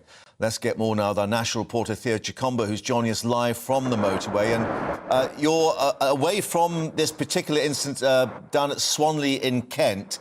And this 3rd day indicating that we've had these protests yet again all the way around the orbital motorway. Good afternoon, Mark. It's yet another slow day on the M25 for commuters, both clockwise and anti-clockwise. This morning, arrests were made, and in total, Essex Police now saying 4 people have been arrested today. And this is just another update as well from the Met Police. They're saying 3 people have pleaded guilty to causing public nuisance following serious disruption to motorists on the M25. Now, we've heard from Just Stop Oil spokespeople on the programme today saying this is an effort for the government to stop giving new oil and gas licenses to companies on the North Sea. And the consequence of this is seeing traffic for miles upon miles, commuters trying to get to hospital, to work, and of course emergency services trying to get through into this traffic. The road has now opened, but they are still moving very slowly, around 20 miles an hour. The police, all the police forces working in this area, Essex Police, Hertfordshire Police, Kent Police and the Met are saying they are working around the M25, ensuring that they take down any protesters they do see on the M25 causing disruption. Is there any indication here that Just Stop Oil are reconsidering after this incident where this police officer was injured? Good question. At the moment, no. We heard a guest in the last hour or so saying this is going to continue. They want to keep this going until the government makes a decision that they would like in their favour to stop giving these licences. And until then, they say they're going to keep disrupting traffic here on the M25. Do we know any more about this police motorcyclist and how badly he was hurt? At the moment, there hasn't been an official statement. All we do know is that there have been 4 arrests made in the last hour, an update from the police, but hopefully we'll get some more information on the injured police officer. OK, great. Theo, thank you for the moment. Back to you, of course, as we get more on that changing situation. Thanks very much indeed. Now, results being declared in the US midterm elections with control of Congress hanging in the balance. So the votes still being counted, but Republicans thought likely to take control of the House of Representatives. The Senate, however, the upper house, well, that fight still on a knife edge. Well, former President Donald Trump expected to announce that he'll run for president for 2024, but seeing some of those candidates that he endorsed actually failing to win. Meanwhile, his potential rival, Florida's Republican Governor Ron DeSantis, well, he won a huge victory to stay in office, setting him up perhaps for a potential presidential bid for 2024. Joining us now from New York to discuss what we know so far, Molly Jong-Fast, who's special correspondent at Vanity Fair. Thank you very much indeed for joining us. The red tide, which of course is Republican rather than Labour as we see it here in the UK, doesn't seem to have actually emerged across the states. They were expecting a red wave and they got a little tiny puddle. And I think the top line is very bad night for Donald Trump. You know, a lot of these were Trump candidates, a lot of them. Remember, Mitch McConnell had said candidate quality when Trump had sort of pushed all of these sort of sketchy candidates, and they sort of had to go along with it because Trump has real control over the Republican Party. It was a bad night for those candidates. Very few of them won, and they won in very red areas. It looks like Oz has lost. It looks like a lot of the Arizona candidates, it's a little early to call, but certainly Blake Masters is way behind, and bad night for Donald Trump. Yeah, and on the other aspect, talking to people who won, Ron DeSantis securing his base in Florida with a big Latino vote, a big female vote as well. That will spell trouble for Donald Trump. Yes. I would say Florida is now really a red state and not a purple state anymore. But this was a really good night for DeSantis, just because he really is the heir apparent if things don't work out for Trump. And it's hard to look at tonight and not think like there's going to be a real fight for 24 between DeSantis and Trump. OK, and looking at the overall picture in terms of the fight for Congress, House of Representatives looks to have gone to the Republicans, even though, obviously, the Democrats have held on to perhaps more seats than they were hoping for. But it's this key battle now for the Senate that's really going to decide how things go. Well, I would say, just to go back to the House for a minute, it's going to be very tight for Republicans. Republicans thought they were going to win the House by 20 seats, 30 seats, 40 seats, as you would think for a midterm that's a referendum on the party in power. We're not seeing that. We're seeing, you know, a few seats, 5 seats, 6 seats, maybe a little more. So that's going to be tough. And there's going to be a real leadership contest, I think, in the House, because remember, Kevin McCarthy from California thinks he is going to be speaker. You could see a Steve Scalise now, or someone who is a little less Trumpy, coming in and trying to challenge him. Remember, this is the third Republican election where Trump has underperformed. And so I think you're going to see real change in the Republican Party. I mean, I could be wrong, but yes, the Senate is very tight. We're probably going to see a runoff in Georgia. I think there's going to be, you know, whoever controls the chamber will control by one vote. Yeah, obviously the Democrats took Pennsylvania, which was key. And what does it say about President Biden and his position now for these remaining 2 years? I mean, he's been kept away from the cameras quite a lot of the time, we understand, with a certain Barack Obama appearing more than him, it seems. Well, you know, look, his approval rating is low, and there were a lot of outside factors that made a lot of people in the pundit class think that this was not going to be a good night for Democrats. But ultimately, people like Biden, right? People like him. He goes out on the stump. He does well. Again, Florida, you're showing footage of Florida. Florida is really, I think, a lost cause for Democrats. But, he went in there in Pennsylvania at the end and he really delivered. So I would say, I think this was a very good night for Biden. I don't know if he runs in 24, but he has every reason to feel that he could. And I think that, the Republicans should have had a sweep here, right? Inflation is problematic. There is a lot of winds blowing, on Republicans' back, and they couldn't eke it out. And so for Republicans, this was a bad, bad night. Molly, special correspondent for Vanity Fair, thank you very much indeed for updating us. And of course, we'll see what happens as those votes come in. As you say, Georgia might be a bit late in the day, but thank you very much indeed for your time. Let's get more now with the implications of all this. Let's head back to our political editor, Darren McCaffrey, and get his view. Because, Darren, a lot of reassessment going on, particularly with this big question about what happens about Trump. Yeah, indeed, there is no doubt that last night was a bad night for Donald Trump. Interesting listening to that contributor suggest that this is the third election in which he has underperformed, talking about the midterms. Clearly 4 years ago, that presidential election 2 years ago, and then last night. And there will be big questions within the Republican Party about whether this is, or he is, the most appropriate person to lead them into the next general election in the United States. Fascinating, there has been a tussle, which frankly, Donald Trump has won over the last couple of years for the heart and soul of the Republican Party. Will last night's result make many of those Republicans think again to a large degree about whether they do back Donald Trump, or whether there could be an insurgence in many regards from other candidates outside of Ron DeSantis, who, many people in the Republican Party really like. Let's add to that people like Mike Pompeo, who ran, of course, the Secretary of State under Donald Trump. Add to that people like Vice President, as former Vice President as well. I think all in all, what I'm trying to say to you is that there really could be a challenge to Donald Trump if he decides next Tuesday to put his name on the Republican ticket, or try to get his name on the Republican ticket. Just in terms of Joe Biden, though, I think it is really difficult to judge these things. He is incredibly unpopular in the polls. There's been very little movement in regards to all of that. And I think in the end, the Democrats are also going to have to make a decision about whether they think he's not just popular enough, but whether he's able enough to run at the next election. I mean, he will be well over 80 years old, to be 82 years old, by far the oldest person to run in a presidential election, and that'll be a big question for the Democrats too. And what about an heir apparent? Because, of course, they've wheeled out Barack Obama and Bill Clinton to actually fly the Democrat flag. Is there someone waiting in the wings?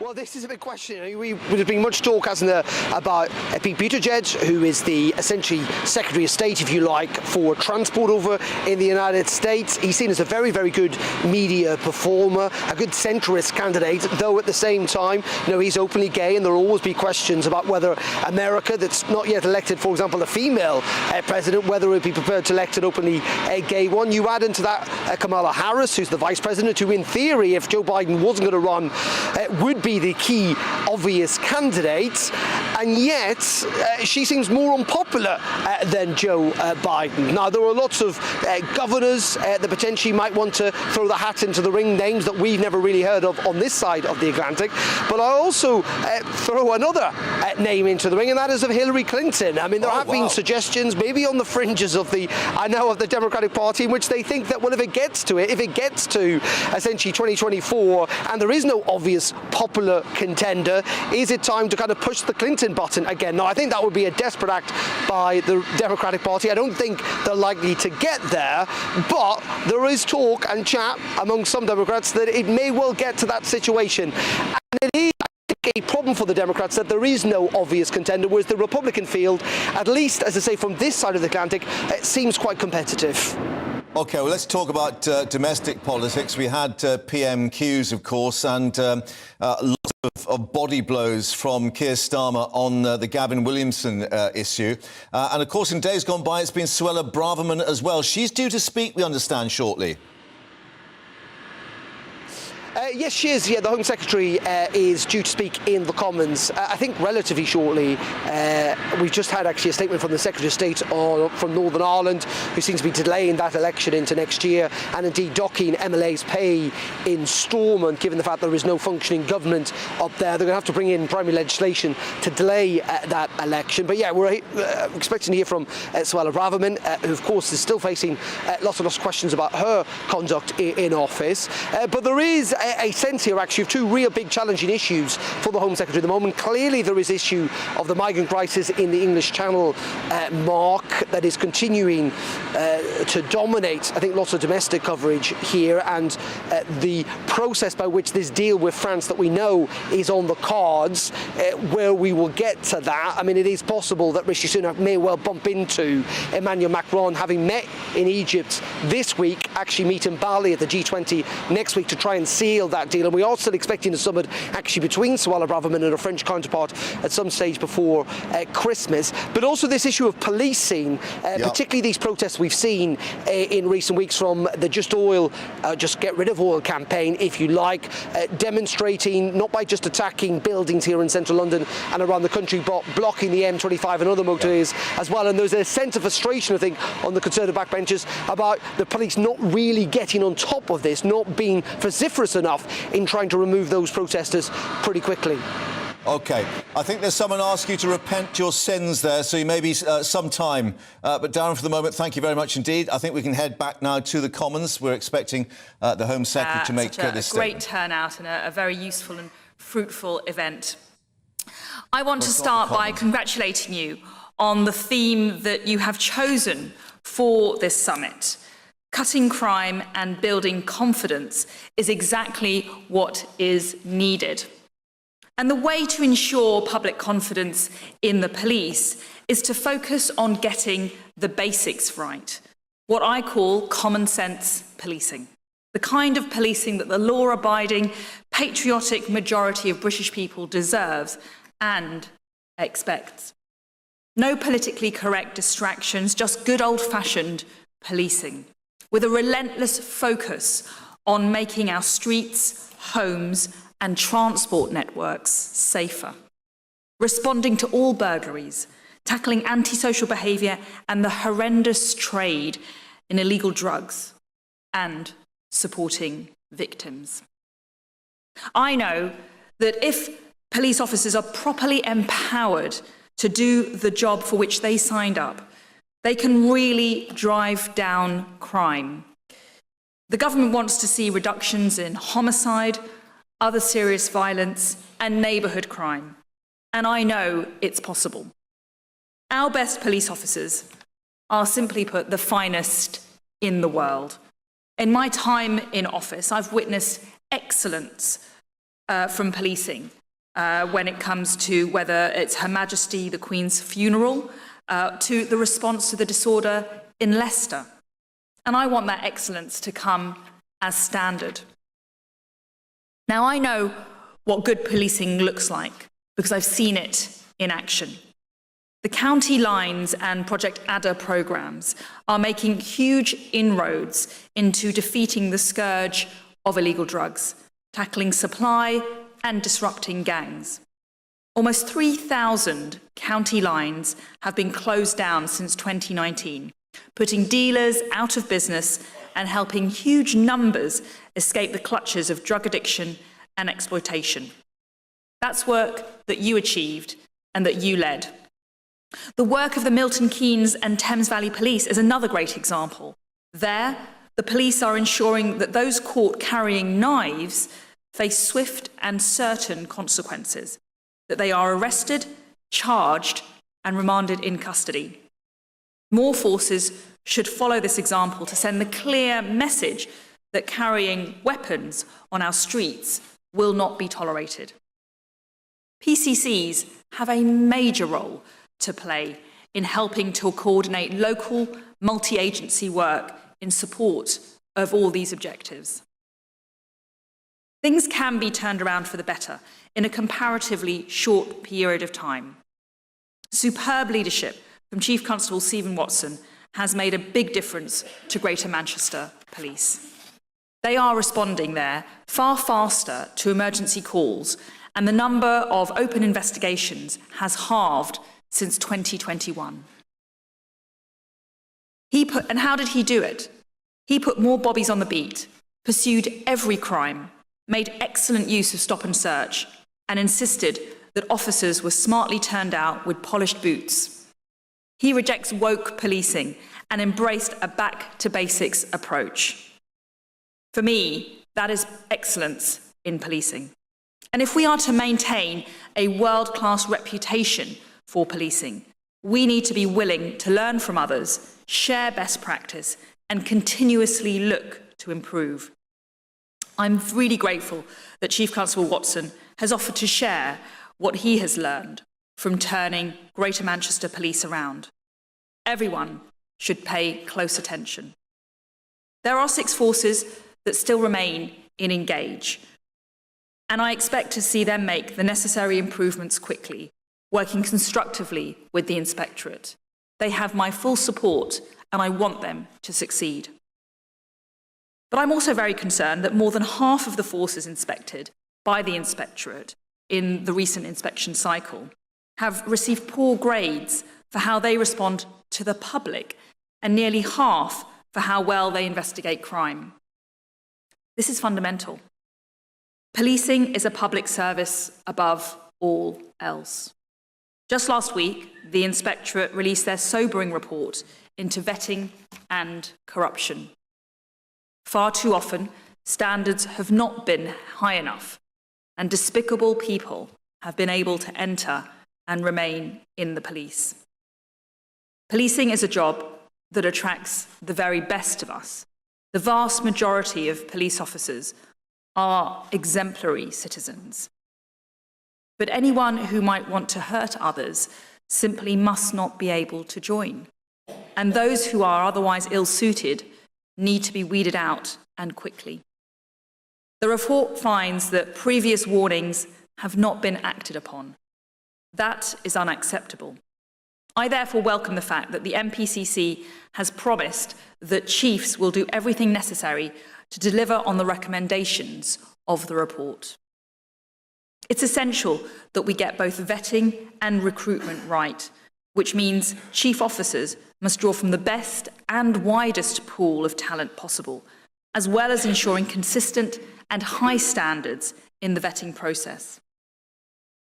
I also welcome the College of Policing's proposals for change, which follow a full independent review of progression and development to chief officer ranks. These measures, once implemented, will increase transparency and open up access to senior level development.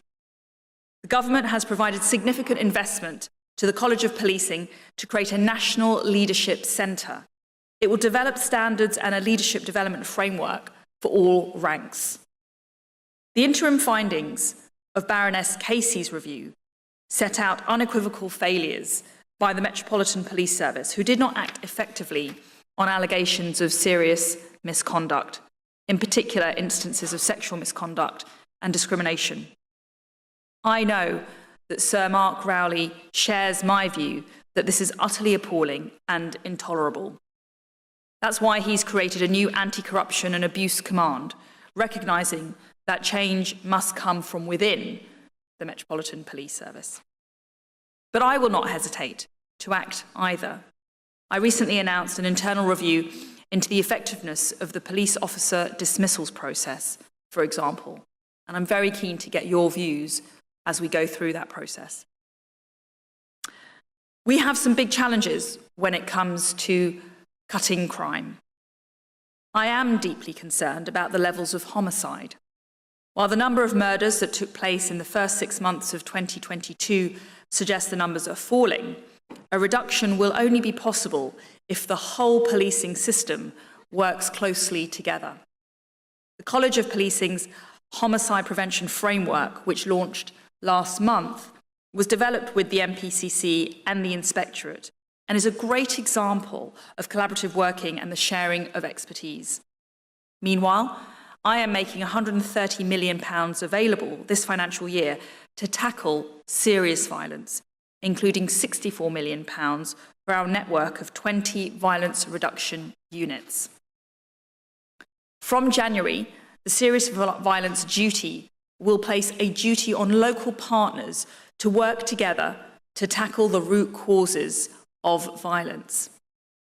And as I said at the Conservative Party conference, broken windows matter. There is no such thing as petty crime. Any tolerance of low-level disorder and crime will only beget more serious crime. You all know this. I'm sure of it.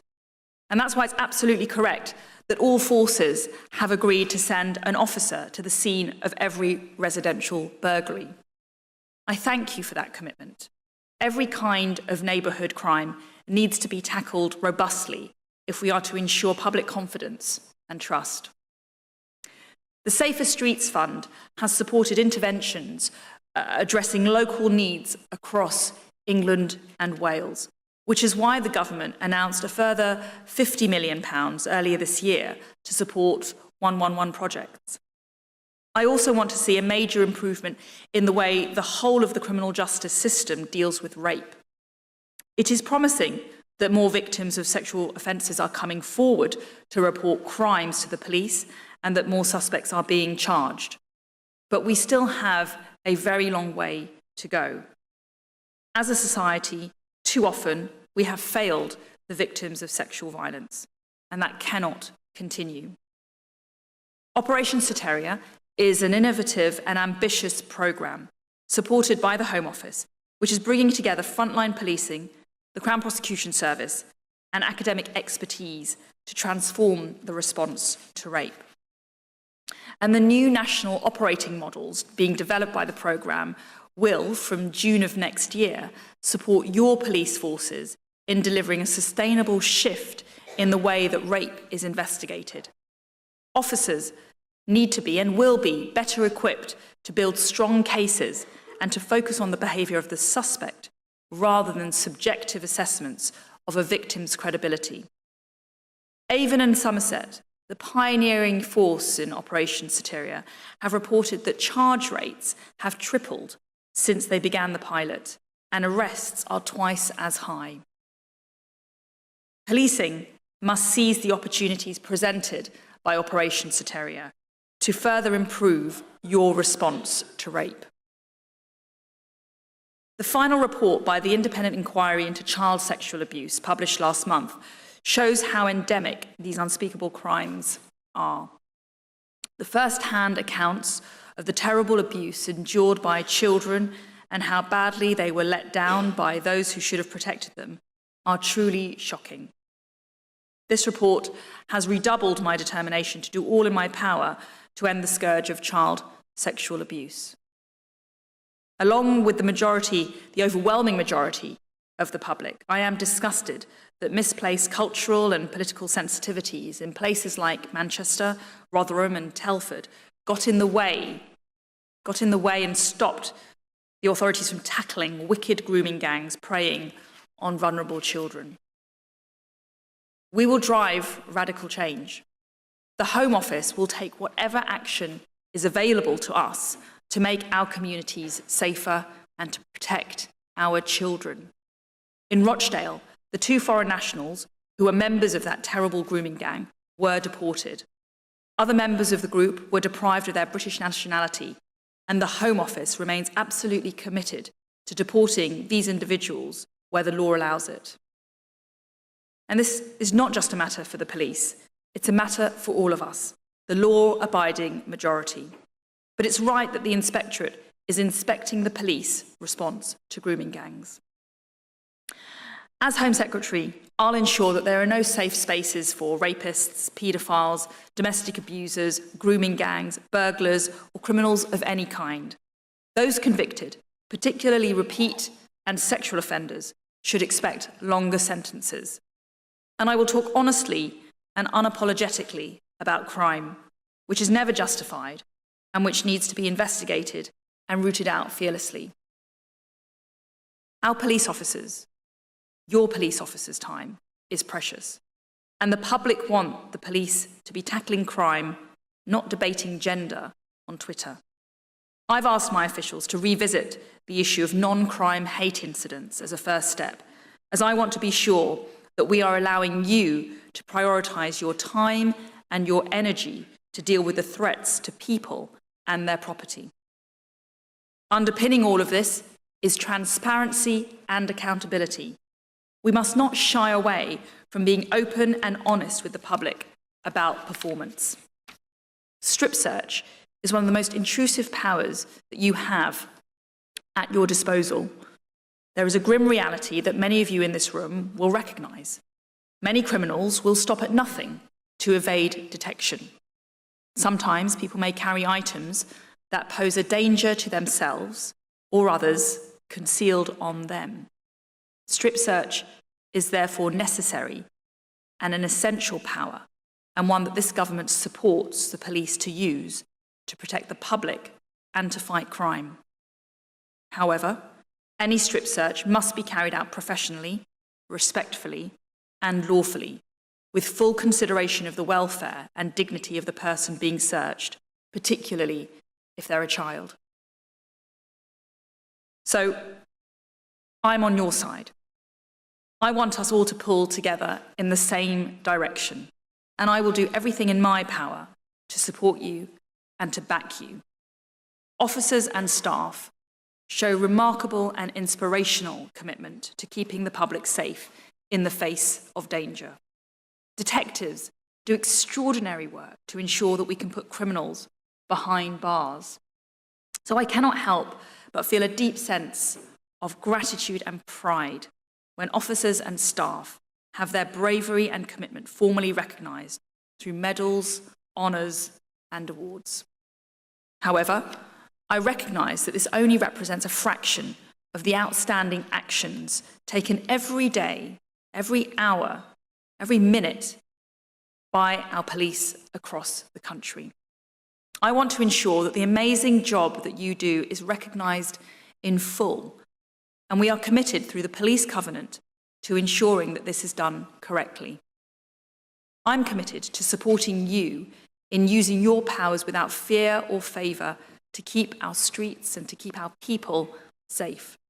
Under my watch, you will have my full backing to use stop and search, which is a vital tool in the fight against crime. Since 2019, the government has been making it easier for you to use stop and search by relaxing restrictions on Section 60 powers used in anticipation of violence and empowering you to stop and challenge known knife carriers through serious violence reduction orders.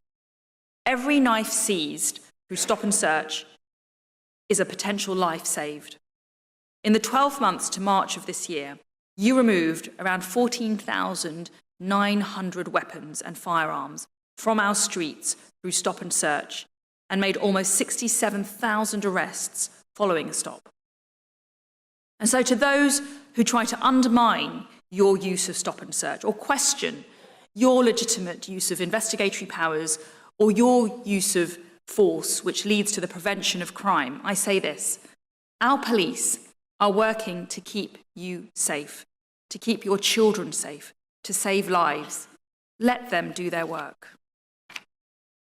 So it's only right that you can stand firm against criminals rather than listening to those who would denigrate your work or use data selectively to undermine your credibility. On a daily basis, our police officers put themselves in harm's way to protect every single one of us. Taser is a vital tactical option.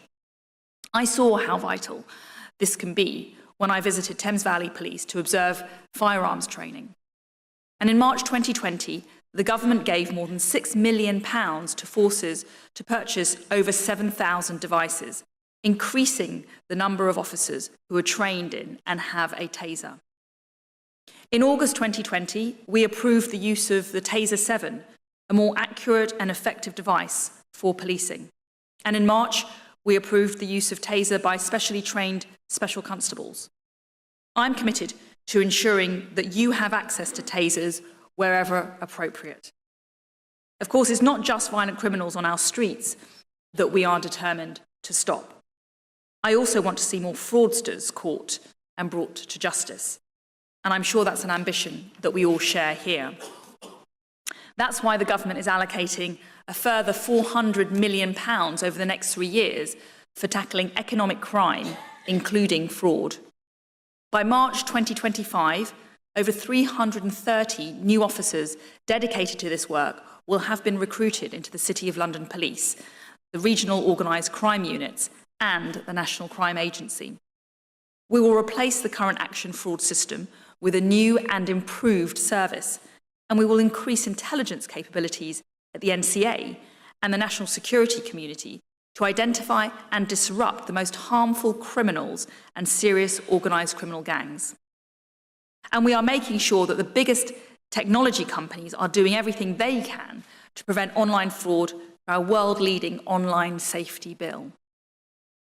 Now, the latest figures from the Police Uplift programme show that we have recruited more than 50,000 additional officers.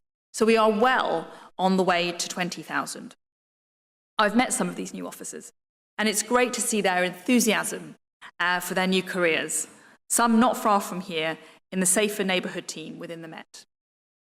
The College of Policing has been working hard to raise the standards of initial entry and ensure that officers are equipped to meet the challenges of policing today. And we know that to build public confidence, we must draw from the widest pool of talent across all sections of society. To deliver this, forces must increase efforts to implement the new entry routes successfully. And whilst I've heard some good things about the new entry routes, such as better retention of officers who feel better equipped to do the job, I've also heard from many of you that there is a need for more flexibility to ensure broad access to a policing career. So, I have asked the College of Policing to build on their work by considering options for a new non-degree entry route to deliver officers of the highest calibre, which will complement the existing framework. In the meantime, thank you. In the meantime, the current transitional non-degree route of entry will be kept open. Our police force must be open to those who do not have a degree or want one. And I will take the scissors to any red tape that gets in your way. So Stephen House's operational productivity review will be particularly useful in this endeavour. I'm concerned that crime recording requirements can be seen as too complex and burdensome. I'm committed to working with the police to see how recording can be simplified without compromising on putting victims first. So, Suella Braverman, the Home Secretary, with a speech at the Policing Summit in Westminster. A small ripple of applause there when she was talking about degrees and policing. But earlier, obviously indicating that I'm on your side, I want us to pull together.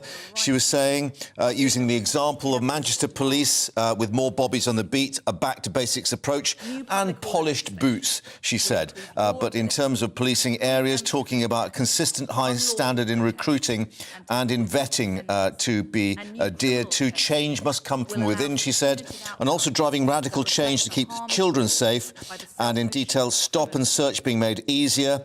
14,900 weapons, she said, had been removed from people after stop and search, and access to tasers wherever possible for police officers. Well, let's get some reaction with our political editor, Darren McCaffrey, now, because there is a little bit of a row brewing behind the scenes as well on this, Darren, and that is to do with the way police have been dealing with the Stop Oil protests. There has been a radio reporter, a journalist, who's been arrested, handcuffed and detained for 5 hours, with the Home Secretary having tweeted, "I fully back police in using all tools available to prevent further disruption and protect the public." And then the Prime Minister's spokesman saying it's right, we have trust in police operational decisions on the ground. But a lot of people being very uncomfortable with the fact that journalists are being arrested.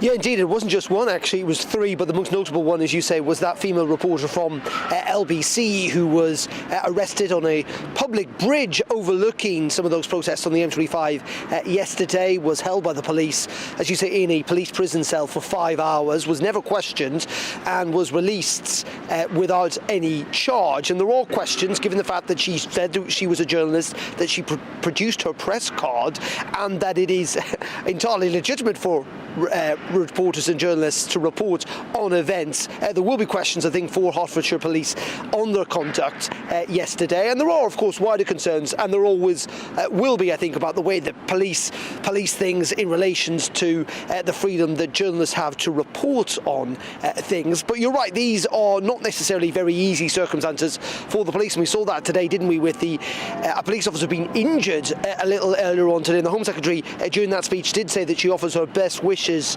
and thoughts with the police officer who was injured dealing with those protesters on the M25. She said that these protests are dangerous, and I fully back police in using all tools available to prevent further disruption and protect the public. But it was also a much wider speech, wasn't it, Mark, about her ambitions for tackling crime with support for police officers. I think the big problem, though, for the Home Secretary is twofold. First of all, criticisms that when she was Attorney General, that she actually was pretty lenient when it came to some of these prison sentences that then were referred back to her in order to see whether the courts could impose more stricter sentences. That simply didn't happen in a large number of cases.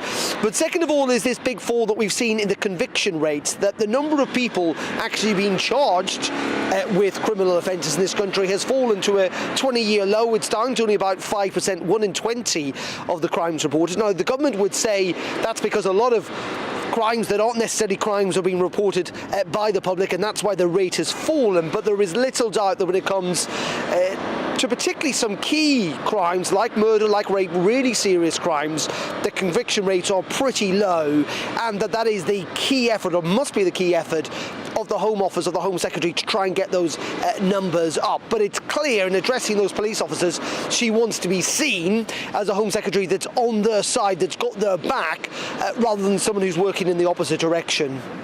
Darren at Westminster, thanks very much indeed for that.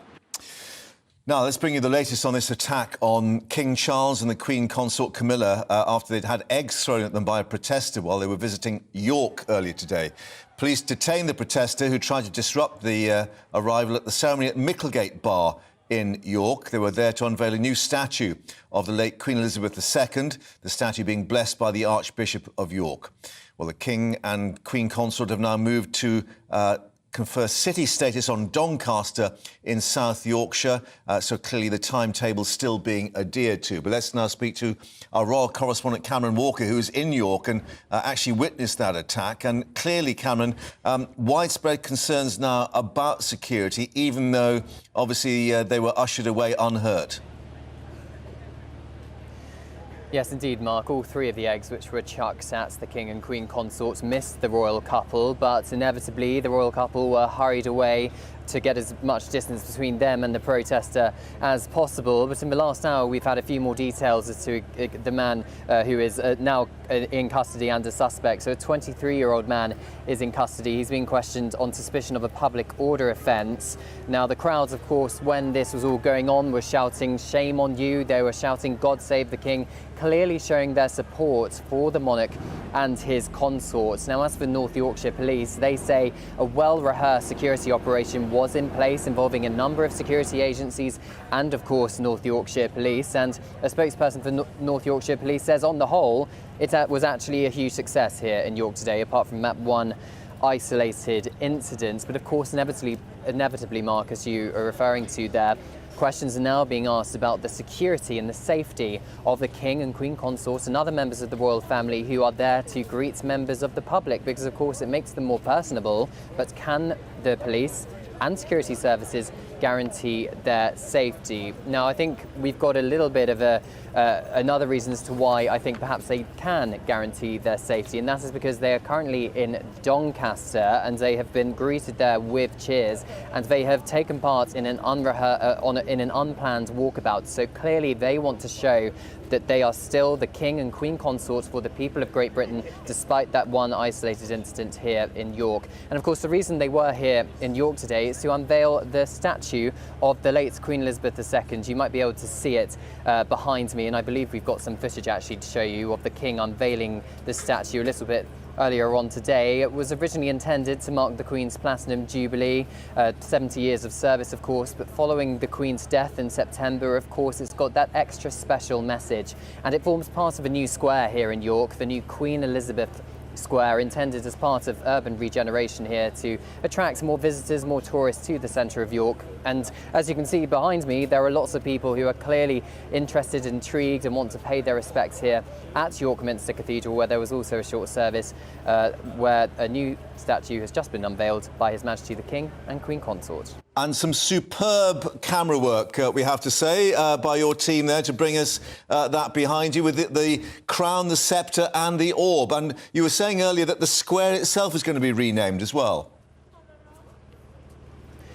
Yes, it's being renamed to Queen Elizabeth Square. It's the first new square in York, perhaps in 200 years. And there were huge crowds here earlier on where the King and Queen Consort unveiled it. The statue itself, of course, has been in the planning for some time for the Queen's Platinum Jubilee. And I'm told that it was a mixture of ancient techniques, presumably to help it blend in with this ancient cathedral behind me, as well as more modern techniques perhaps to get some of the features of the late Queen correct. But as you can see, and as you said, Mark, it's got the orb, it's got the sceptre, two instruments of state which are going to be used by the King next year in May for his own coronation in Westminster Abbey. So a lot to look forward to in the royal camera, and I think calendar even, and I think today and this statue being unveiled was very much the focal point of today's engagements in Yorkshire. Cameron at York Minster, thanks very much indeed for updating us there. Now, it's been another uncomfortable Prime Minister's questions for Rishi Sunak. Labour leader Sir Keir Starmer focusing on last night's resignation from the cabinet of Sir Gavin Williamson. The Prime Minister claimed he did not know about any of the specific concerns, also saying he obviously regretted appointing Sir Gavin to his cabinet, adding it was absolutely right that he resigned. Let's speak to our political reporter, Olivia Utley, now joining us in Downing Street. Olivia, some pretty uncomfortable moments, however, for the Prime Minister having to defend this decision on Gavin Williamson, because, of course, he actually resigned. He wasn't sacked. Yes, absolutely, and it very much felt as though Rishi Sunak was on the back foot today. Rishi Sunak claimed that he was pleased that Gavin Williamson had resigned, but that didn't really correlate with what he put in his letter to Gavin Williamson yesterday, in which he said that he was sad that he'd resigned. What's quite interesting about this row is the fact that it's still rumbling on. Usually when a minister resigns, that's end of story. But perhaps because Rishi Sunak is quite an inexperienced Prime Minister, he's failed to sort of get a grip of the narrative. And it meant that most of PMQs was actually taken up with Keir Starmer asking questions about this.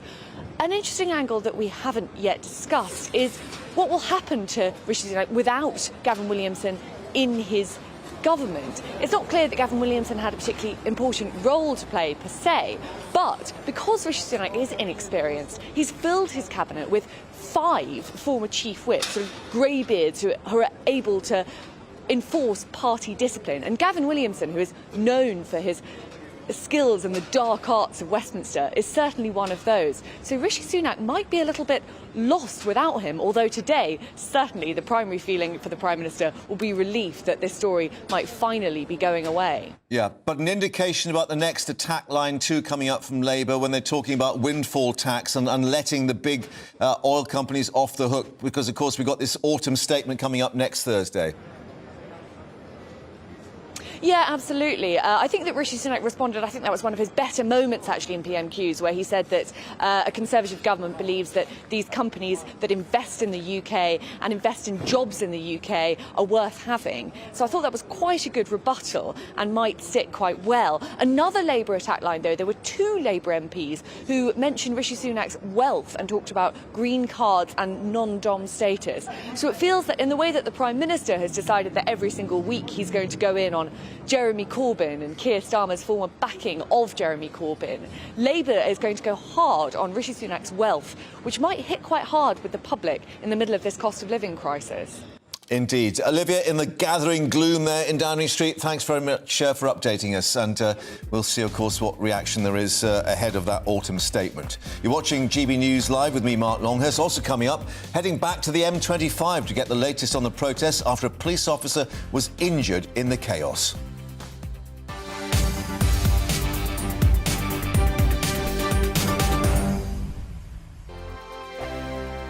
Hello there, it's Eamon Holmes here from Breakfast on GB News. We're not just on your television and your screens, you know. We're on DAB plus digital radio, so you can listen to your favourite shows on the move. If you've not yet listened to GB News Radio, it's very simple. We're on your radio player and TuneIn apps, on your smart speaker, phone or tablet, or online at gbnews.uk. Take us with you wherever you go. GB News Radio. You never have to miss a moment of the People's Channel. Hi there, it's Stephen and Anne. At breakfast from 6 a.m, you'll always be caught up with everything you need to know, the latest headlines, opinions and debates. We'll bring you the good news and the bad, but most of all, we're here for you. Remember, send in your views and let us know what you would like us to talk about. That's because we're your news channel. And every morning at 6 a.m, it's breakfast on GB News. Join me, Arlene Foster, for the briefing on GB News. Every Friday at 3 p.m, I'll give you all the latest political news and analysis, and we'll have robust live debate. To make sure that you're caught up on all of the biggest issues of the day, we'll bring on experts in their field. I'll ask the questions that you'd like to ask. We're not afraid to tackle discussions from all perspectives, including yours. Don't forget, the briefing with me, Arlene Foster, every Friday at 3 p.m. on GB News. Hello, I'm Alastair Stewart, and I'd invite you to join me at noon on Saturdays and Sundays for Alastair Stewart and Friends. I've been in this business for over 40 years. Now, here at GB News, I've never been happier. I get to choose the big stories that really interest me. We hear what you have to say, and you hear what I have to say. I really hope you can join me, noon on Saturdays and Sundays.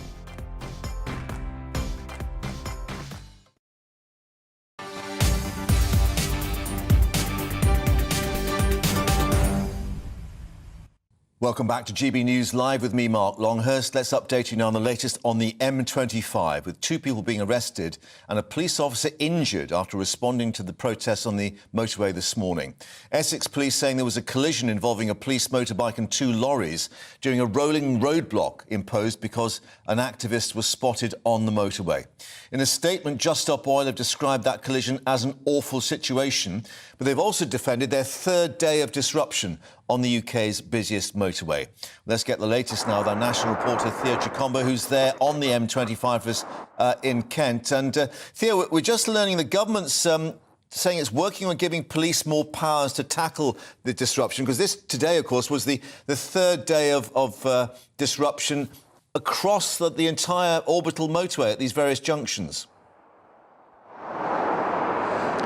Yes, that's right. We understand that Suella Braverman, the Home Secretary, has been meeting with officers, and she did say she condemns Just Stop Oil's guerrilla tactics after activists were scaling gantries this morning, leading to, as we've mentioned earlier in the last hour, that a police officer was injured in the collision here on the motorway. And just a word also from Essex Police, their Chief Superintendent, saying already this week we've heard how grieving families have been prevented from saying goodbye to a loved one. So this has caused disruption across the M25, both clockwise and anti-clockwise. And of course, the last few days have been challenging for people. People are beginning to become frustrated. And as you say, it's the 3rd day running they've been causing this disruption on the M25. Yeah. And Suella Braverman, the Home Secretary, just been speaking at this event in Westminster, saying criminal damage, obstructing the highway, public nuisance, none of it should be humoured. It's not a human right to vandalise a work of art. It's not a civil liberty to stop ambulances getting to the sick and injured. But, I mean, you were indicating how difficult it is for them to literally physically police this, given how many gantries and junctions there are on the motorway. Well, this is it. There are so many of them. Just in front of me to my left, there's one there, and you can maybe able to see just over my right, there's 2 just behind me. So you technically need police officers at every single one. in the early hours of the morning, around 4 or 5 a.m. when they are mobilising here to stop them doing this and stopping them before they start causing traffic. But the police, all the police forces in their statements today have been saying police officers, specialist police officers as well, have been going around the M25 and making sure that they take down anyone who is up there. And now the road has fully opened for the time being. The sun is shining and the traffic is moving. You've done your job. Theo, thank you very much indeed for joining us there from the M25. Let's bring you just a bit of breaking news that we're getting on this attack on the King and Queen Consort. We understand that the person arrested and who allegedly threw the eggs is a Green Party candidate and activist on climate change named as Patrick Thelwell, previously having held protests at London Bridge and one of the roads leading to newspaper presses. At that time, the Prime Minister Boris Johnson calling that incident completely unacceptable. He is also said to be a member of Extinction Rebellion. That's coming through, but clearly we'll update you as we get more official details on that alleged egg throwing, of course, given that legal process now underway. Coming up, Donald Trump, is it good or bad for him in the midterm elections? What could it mean for his comeback? We'll be updating you. First, an update on the news with Rosie.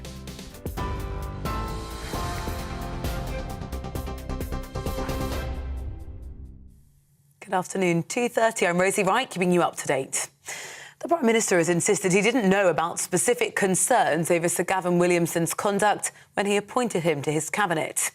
The MP left his post last night saying allegations of bullying and his conduct are becoming a distraction to the good work of the government. Sir Gavin denies any wrongdoing. Rishi Sunak told Prime Minister's questions it was absolutely right that Sir Gavin resigned. But the Labour leader, Sir Keir Starmer, questioned the Prime Minister's judgment by allowing Sir Gavin to be a cabinet minister in the first place. Mr Speaker, the member for South Staffordshire spent years courting the idea he can intimidate others, blurring the lines to normalise bullying behaviour. It's precisely why the Prime Minister gave him a job. The truth is simple. He's a pathetic bully, but he would never get away with it if people like the Prime Minister didn't hand him power. So does he regret his decision to make him a government minister? Mr. Speaker, I obviously regret appointing someone who has had to resign in these circumstances. But I think what the British people would like to know is that when situations like this arise, that they will be dealt with properly.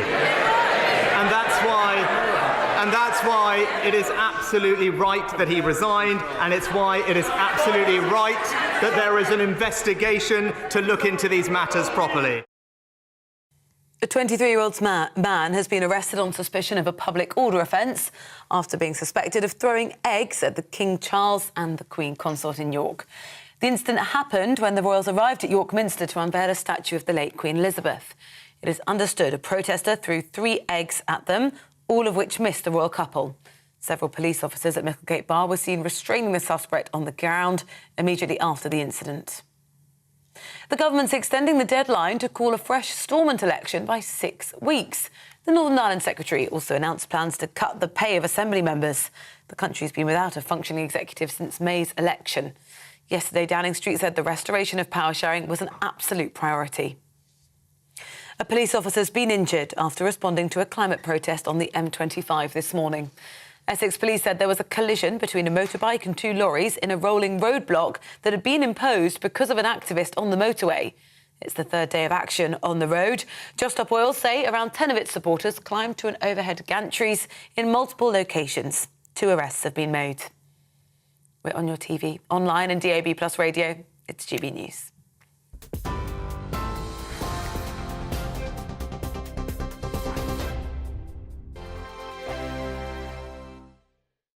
Every morning from 6 o'clock, we'll wake you up with GB News Breakfast with all the stories you didn't know from the night before. So whether it's serious news, entertainment, or your own views from all over our great nation, we're here to kick off your day with a smile. The national media should be reflecting and reporting what's happening here. You will notice the northwestern accents.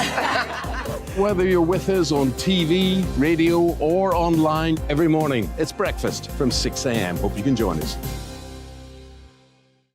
I'm Dan Wootton. Join me Monday to Thursday from 9 to 11 for the feistiest and most fun news debate on TV, where free speech reigns. I'll bring you a sharp take on the day's biggest stories, bombshell newsmaker interviews, and A-list guests. And I guarantee you, no spin, no bias, no censorship, and no reason to go to bed. That's Dan Wootton tonight, Monday to Thursdays from 9 on GB News.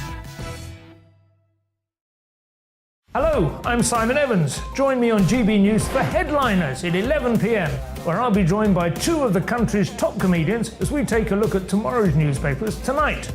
If it's a big story, we'll be covering it, I guarantee, but we'll also have some fun along the way. That's GB News Headliners at 11 p.m. We won't put you to sleep, unlike some of the other pay-per-review shows out there. So join us, 11 p.m, 7 nights a week. Hello there, it's Eamon Holmes here from Breakfast on GB News. We're not just on your television and your screens, you know. We're on DAB plus digital radio, so you can listen to your favourite shows on the move. If you've not yet listened to GB News Radio, it's very simple. We're on your radio player and TuneIn apps, on your smart speaker, phone or tablet, or online at gbnews.uk. Take us with you wherever you go. GB News Radio. You never have to miss a moment of the People's Channel.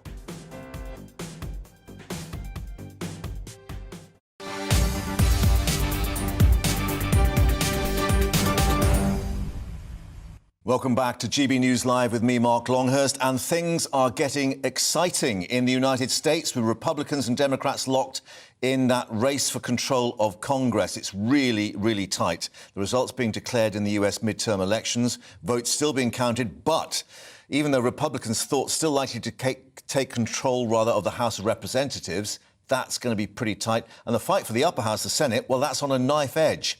Now, former President Donald Trump expected to announce that he may run for president in 2024. That could come on Tuesday. But many of his endorsed candidates have failed in the midterms. And his potential rival, this man, Florida's Republican Governor Ron DeSantis, well, he's won a huge victory to stay in office, setting him up for a potential 2024 presidential bid.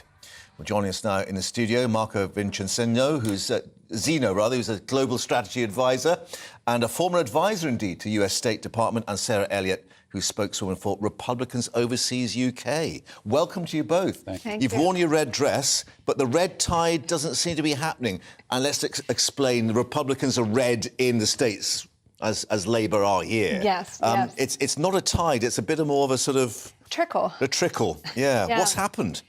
Well, they have not performed as the polls indicated, so there will have to be kind of a comeuppance on the polling and where the bias is. But it seems that the candidates that were backed by President Trump did not do as well as expected, and that actually the voters kind of like the more generic Republican candidate. The old-fashioned. The old-fashioned. But also on the victory ballot, I would say, is Ron DeSantis's conservative agenda, keeping the state open during COVID. Yeah. He really proved a huge victor and clearly the front runner of the Republican Party. I mean, he squeaked in a win 4 years ago, winning by 20 points, winning more Latinos than Trump in Florida. And female vote as well. He's female got there. votes, Right. yes. So anyway. That's where we're looking. And of course, even though this is a midterm election, people are taking it as, a plebiscite on Trump and whether he'll run for 2024. I mean, he's lost these candidates that he's backed,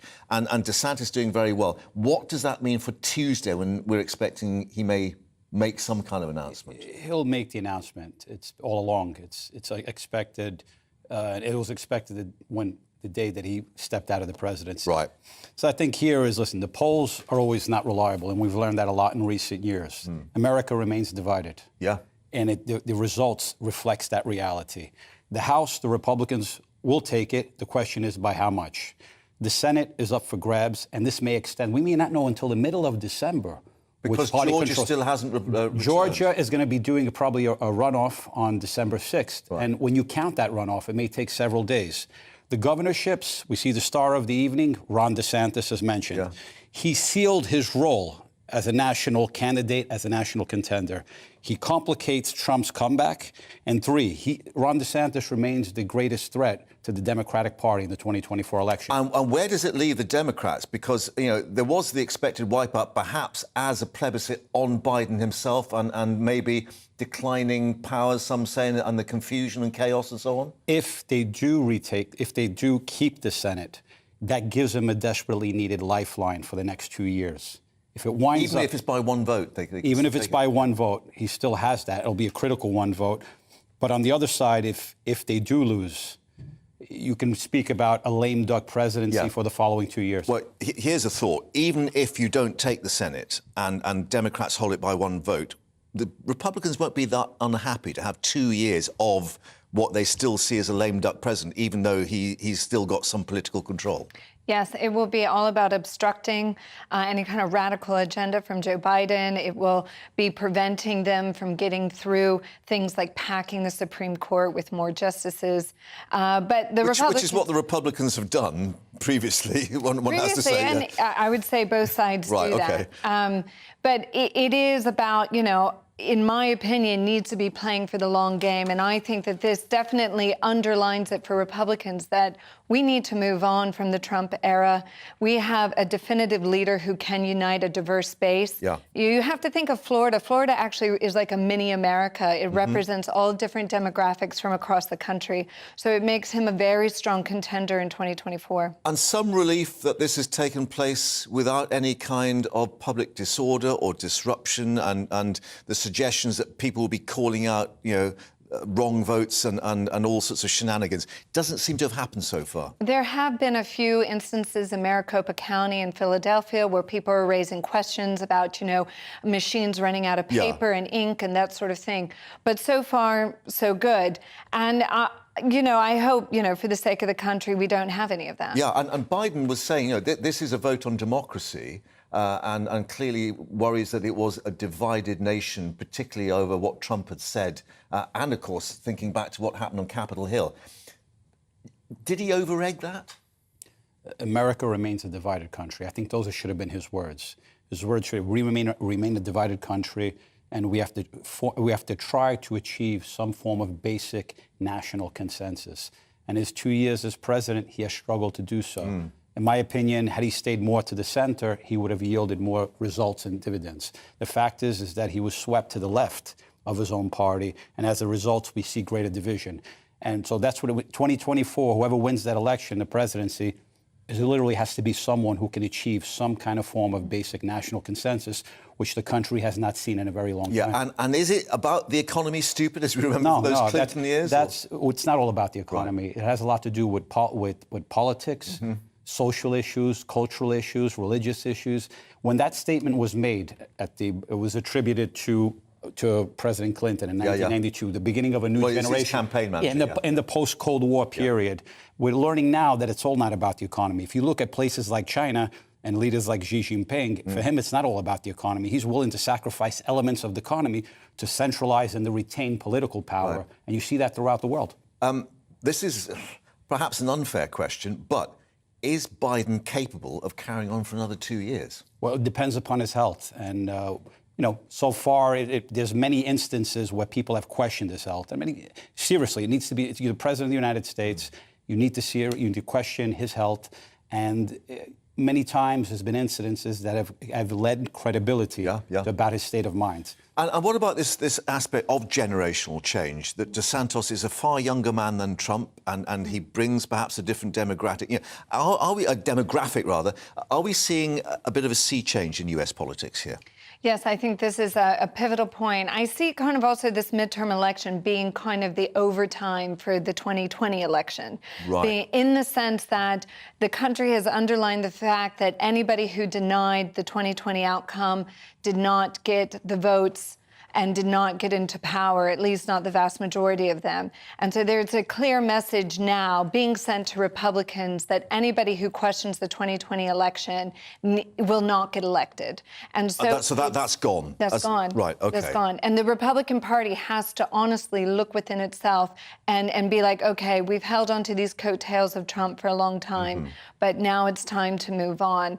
And you know, you look at the governorship of Virginia, which was elected last November, and he was a very mainstream, sweater vest wearing Republican, very non-controversial, and he won really deep red Trump areas, even more than Trump did in Virginia.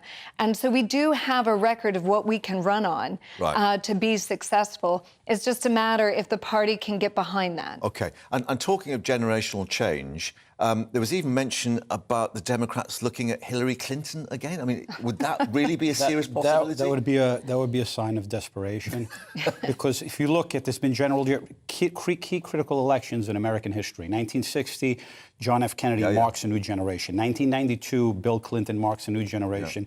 The country desperately needs a break from the previous generation. And in 2024, whether it's a Republican or a Democrat, they have to be part of that post. So who could be waiting in the wings then as the new face, if you like? In the Republican side... Or Democrats, I was thinking. The Democratic side, I don't think, unless something happens to the president's health, they're not going to give up on the president, because he's the only one who can unite that party. And I hate to use the term, but it's like the lowest common denominator. And Kamala Harris? No way. The party doesn't trust her, and she hasn't proved competent enough. There are other individuals in the party, some who ran in the previous election, some of the other candidates. So if something would have happened to Biden, that he would not to be the candidate. And then you look back at who are the previous candidates from the 2020 election. There's 3 or 4 names who would be the centrists within that party. But on the Republican side, I think at this point, Ron DeSantis is going to be head-on. Ron DeSantis and Trump. No other candidates. Others may try to run, but they're not going to have the gravitas to run, the credibility to do so, or the standing nationally. I think we can just bring in a live picture of Capitol Hill there, and it's a lovely-looking day in Washington, D.C. How much did that attack on Capitol Hill damage Trump and his particular Republican stamp? I mean, I'll say it personally. I mean, I distanced myself from the president on that day. And it's not so much about the incitement, but what he didn't do on the day when the Capitol was being attacked. And let me also just say, that was a small group of people compared to the vast number of peaceful protesters, or I would mean peaceful rally attendees that were there that day. So I don't think you can loop everybody into that category that attacked the Capitol building. But, you know, it did damage. We've had investigative hearings, congressional hearings over the past 2 years. We've had books written about it. We've had interviews. We've had subpoenas. It's been exhausted, but as it should have been. But, you know, he lost us the U.S. Senate race in 2 Georgia runoff seats after the 2020 election, and it looks like he could lose us the U.S. Senate again even by in Georgia with a really poorly selected candidate in Herschel Walker. So, and did it make Americans rethink and reevaluate the importance of liberal democracy and the fact that we've had a really strong turnout? It's said in voting that people thought we've got to defend democracy whichever way we vote. It was healthy. You had a large turnout, which is healthy in any country, in any election, in any democracy. So I don't buy this thing about democracy in America is at risk. It's a shift. It's a historic transition taking place. And when a historic transition takes place, there are a lot of complications. What we see happening now is part of that process. But I think it's in America, most ordinary Americans vote in a very responsible way. What I mean by responsible is that they respect the views and the opinions and the differences of others, unlike many in the press in the U.S. would like to make it. It does remain a divided country, but yet it's still a civilized country. If you want to see violence that would really split America, look at the late 60s, the summers of 67, 68, 69, when the National Guard was coming out and entire neighborhoods in inner cities in America were burning down. And in many of those areas, many of those areas never recovered. We have a difficult period, a difficult generational transition, many problems economically, many problems socially, and many problems politically. But still, it remains a civilized nation. Nothing compared to the 60s. Compared to the 60s. I do think people of both parties would really like the baby boomers to move on and for a new generation to come in and take control. On that note, I'll shut up. But thank you both to Sarah and Marco. Let's just reflect. 48 Democrats to 47 Republicans at the moment, Senate, but of course we'll wait and see what happens in Georgia and the House of Representatives. 173 Democrats, 199 Republicans. More to come. We'll keep you updated here on GB News. Thank you to both of you. Great stuff. Now, also coming up, the High Court deciding this week if a hotel in North Ferriby in East Yorkshire can be used to house asylum seekers. Now, East Riding Council has applied for an injunction to prevent the Humberview Hotel from being used by the Home Office to house single adult males. Our Yorkshire reporter Anna Riley joins us there now. Anna, and I think it's not just this local authority, many more may follow in their footsteps. Good afternoon, Mark. Yes, Ipswich Council are also at the High Court at the moment objecting to a hotel there in Suffolk being used to house asylum seekers.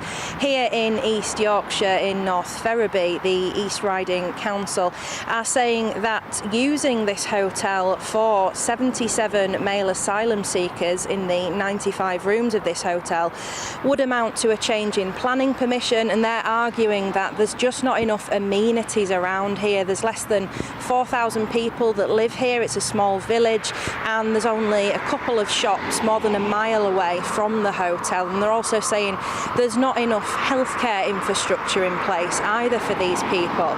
And if the injunction isn't to go ahead, they could be housed for up to 12 months. And people are saying, what's the impact going to be on the local economy? We've already had weddings cancelled and events cancelled here. So what will the impact on tourism be if the hotel is going to be used in this manner for up to a year? Now, the Home Office are arguing that it's not a material change that needs planning permission, and they're saying that a lot of harm will be caused if asylum seekers can't be housed here. And they're arguing that sites like Manston in Kent are already overcrowded, so hotels like this need to be used for the short term. I've been out speaking to local people about what they think to the plans, and this is what they had to say. It's be absolutely ridiculous because there's nowhere for them to go. They'd end up starting walking down the main road here, you know, and there's nothing for them to do. Obviously, you know, people need somewhere to live, and they need a safe location to be after what they've been through. But I think it's just the wrong location for it around here. Totally wrong for migrants of any descriptions. For one thing, where the hotel is, it's alone. There's nothing around with it for anyone. There's a village a mile and a half away with one small tobacconist shop. It's nowhere for them to go apart from the city of Hull, which is almost 8 miles away. No, I'm totally in disagreement. So, Anna, it's not a sort of NIMBY, not in my backyard. People are actually saying, look, this is really not suitable because of where it is and lack of amenities. Yeah, that's exactly what they're saying, Mark. They're saying, you know, we're not opposed to people that need help. It's just not the right place for it. And they're also worried about that knock-on effect as well of tourism for the area. They're saying Hull, it's 8 miles away. You know, that's the nearest, largest place for people to go. And that infrastructure just isn't in place. But we'll find out by the end of this week what the High Court decision is, whether that injunction will be upheld in favour of the council, or whether the Home Office will be able to go ahead and use this hotel to house those male asylum seekers. OK, Anna, for the moment, thank you for that. But back to you later in the week, of course, as we get the result of that court action, as you say. Thanks for updating us there. Now, let's remind ourselves we've had PMQs today with a showdown between Rishi Sunak and Sir Keir Starmer. Another uncomfortable ride indeed for the Prime Minister, with the Labour leader focusing on last night's resignation from the cabinet of Sir Gavin Williamson. Well, the Prime Minister claimed he did not know about any of the specific concerns, also saying he obviously regretted appointing Sir Gavin to his cabinet, adding it was absolutely right that he resigned. We hear some of the key moments from those exchanges. Mr Speaker, the member for South Staffordshire told a civil servant to slit their throat. How does the Prime Minister think the victim of that bullying felt when he expressed great sadness at his resignation? Mr Speaker, unequivocally the behaviour complained of was unacceptable, and it is absolutely right that the right honourable gentleman has resigned. For the record, I did not know about any of the specific concerns relating to his conduct as Secretary of State or Chief Whip, which date back some years. I believe that people in public life should treat others with consideration and respect, and those are the principles that this government will stand by. The truth is simple. He's a pathetic bully, but he would never get away with it if people like the Prime Minister didn't hand him power. So does he regret his decision to make him a government minister? Mr. Speaker, I obviously regret appointing someone who has had to resign in these circumstances. But I think what the British people would like to know is that when situations like this arise, that they will be dealt with properly. And that's why it is absolutely right that he resigned, and it's why it is absolutely right that there is an investigation to look into these matters properly. I said my government would be characterised by integrity, professionalism and accountability, and it will. Mr. Speaker, everyone in the country knows someone like the member for South Staffordshire. A sad middle manager getting off on intimidating those beneath him. But everyone in the country also knows someone like the Prime Minister. The boss who is so weak, so worried the bullies will turn on him, that he hides behind them. What message does he think it sends when, rather than take on the bullies, he lines up alongside them and thanks them for their loyalty? Integrity in public life matters, and that is why it is right that the right honourable member has resigned. It is why it is right that there is a rigorous process to examine these issues. But as well as focusing on this one individual, it is also right and important that we keep delivering for the whole country. And that's why this government will continue to concentrate on stabilising the economy, on strengthening the NHS and on tackling illegal migration. Those are my priorities. Those are the priorities of the British people, and this government will deliver on them.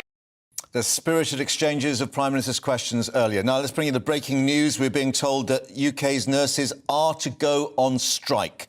That coming through from the Royal College of Nursing. It means that they will be taking strike action in the majority of NHS trusts across the country. Just to remind you, at the moment, 47,000 unfilled NHS nursing roles, 7 million people on the waiting list for treatment. More reaction coming up with Patrick in the next hour. Stay with us here on GB News. Alex Deacon here with your latest weather updates. After some sunshine today, tomorrow will be back to being gloomier. Another very windy but very mild day as well. It's going to be very mild because tucked in between these weather fronts is some very warm air, and that is heading our way. Ahead of it, it's not been cold today, but it will turn a little cooler this evening with some clearer spells, particularly across parts of the east. There are a few scattered showers around, mostly in the west, and it's going to be a very wet night in western parts of Scotland. That rain will also at times affect North Wales, North West England, mostly over the hills here. Much of central and eastern England will stay dry, and even the rain in western Scotland will tend to peter out through the early hours. As I said, mild air is on the way. We could dip down to single figures for a time across the east, but most places double digits, if not in the teens, to start Thursday. Overall, a pretty cloudy day, but we'll see some breaks in the cloud across parts of the east. Rain and drizzle at times over the Cumbrian Fells, Snowdonia, and it will be a wet day over the Highlands, particularly wet for Skye and Lewis, where we could see a few problems from the rain. It's also going to be very windy here, but it'll be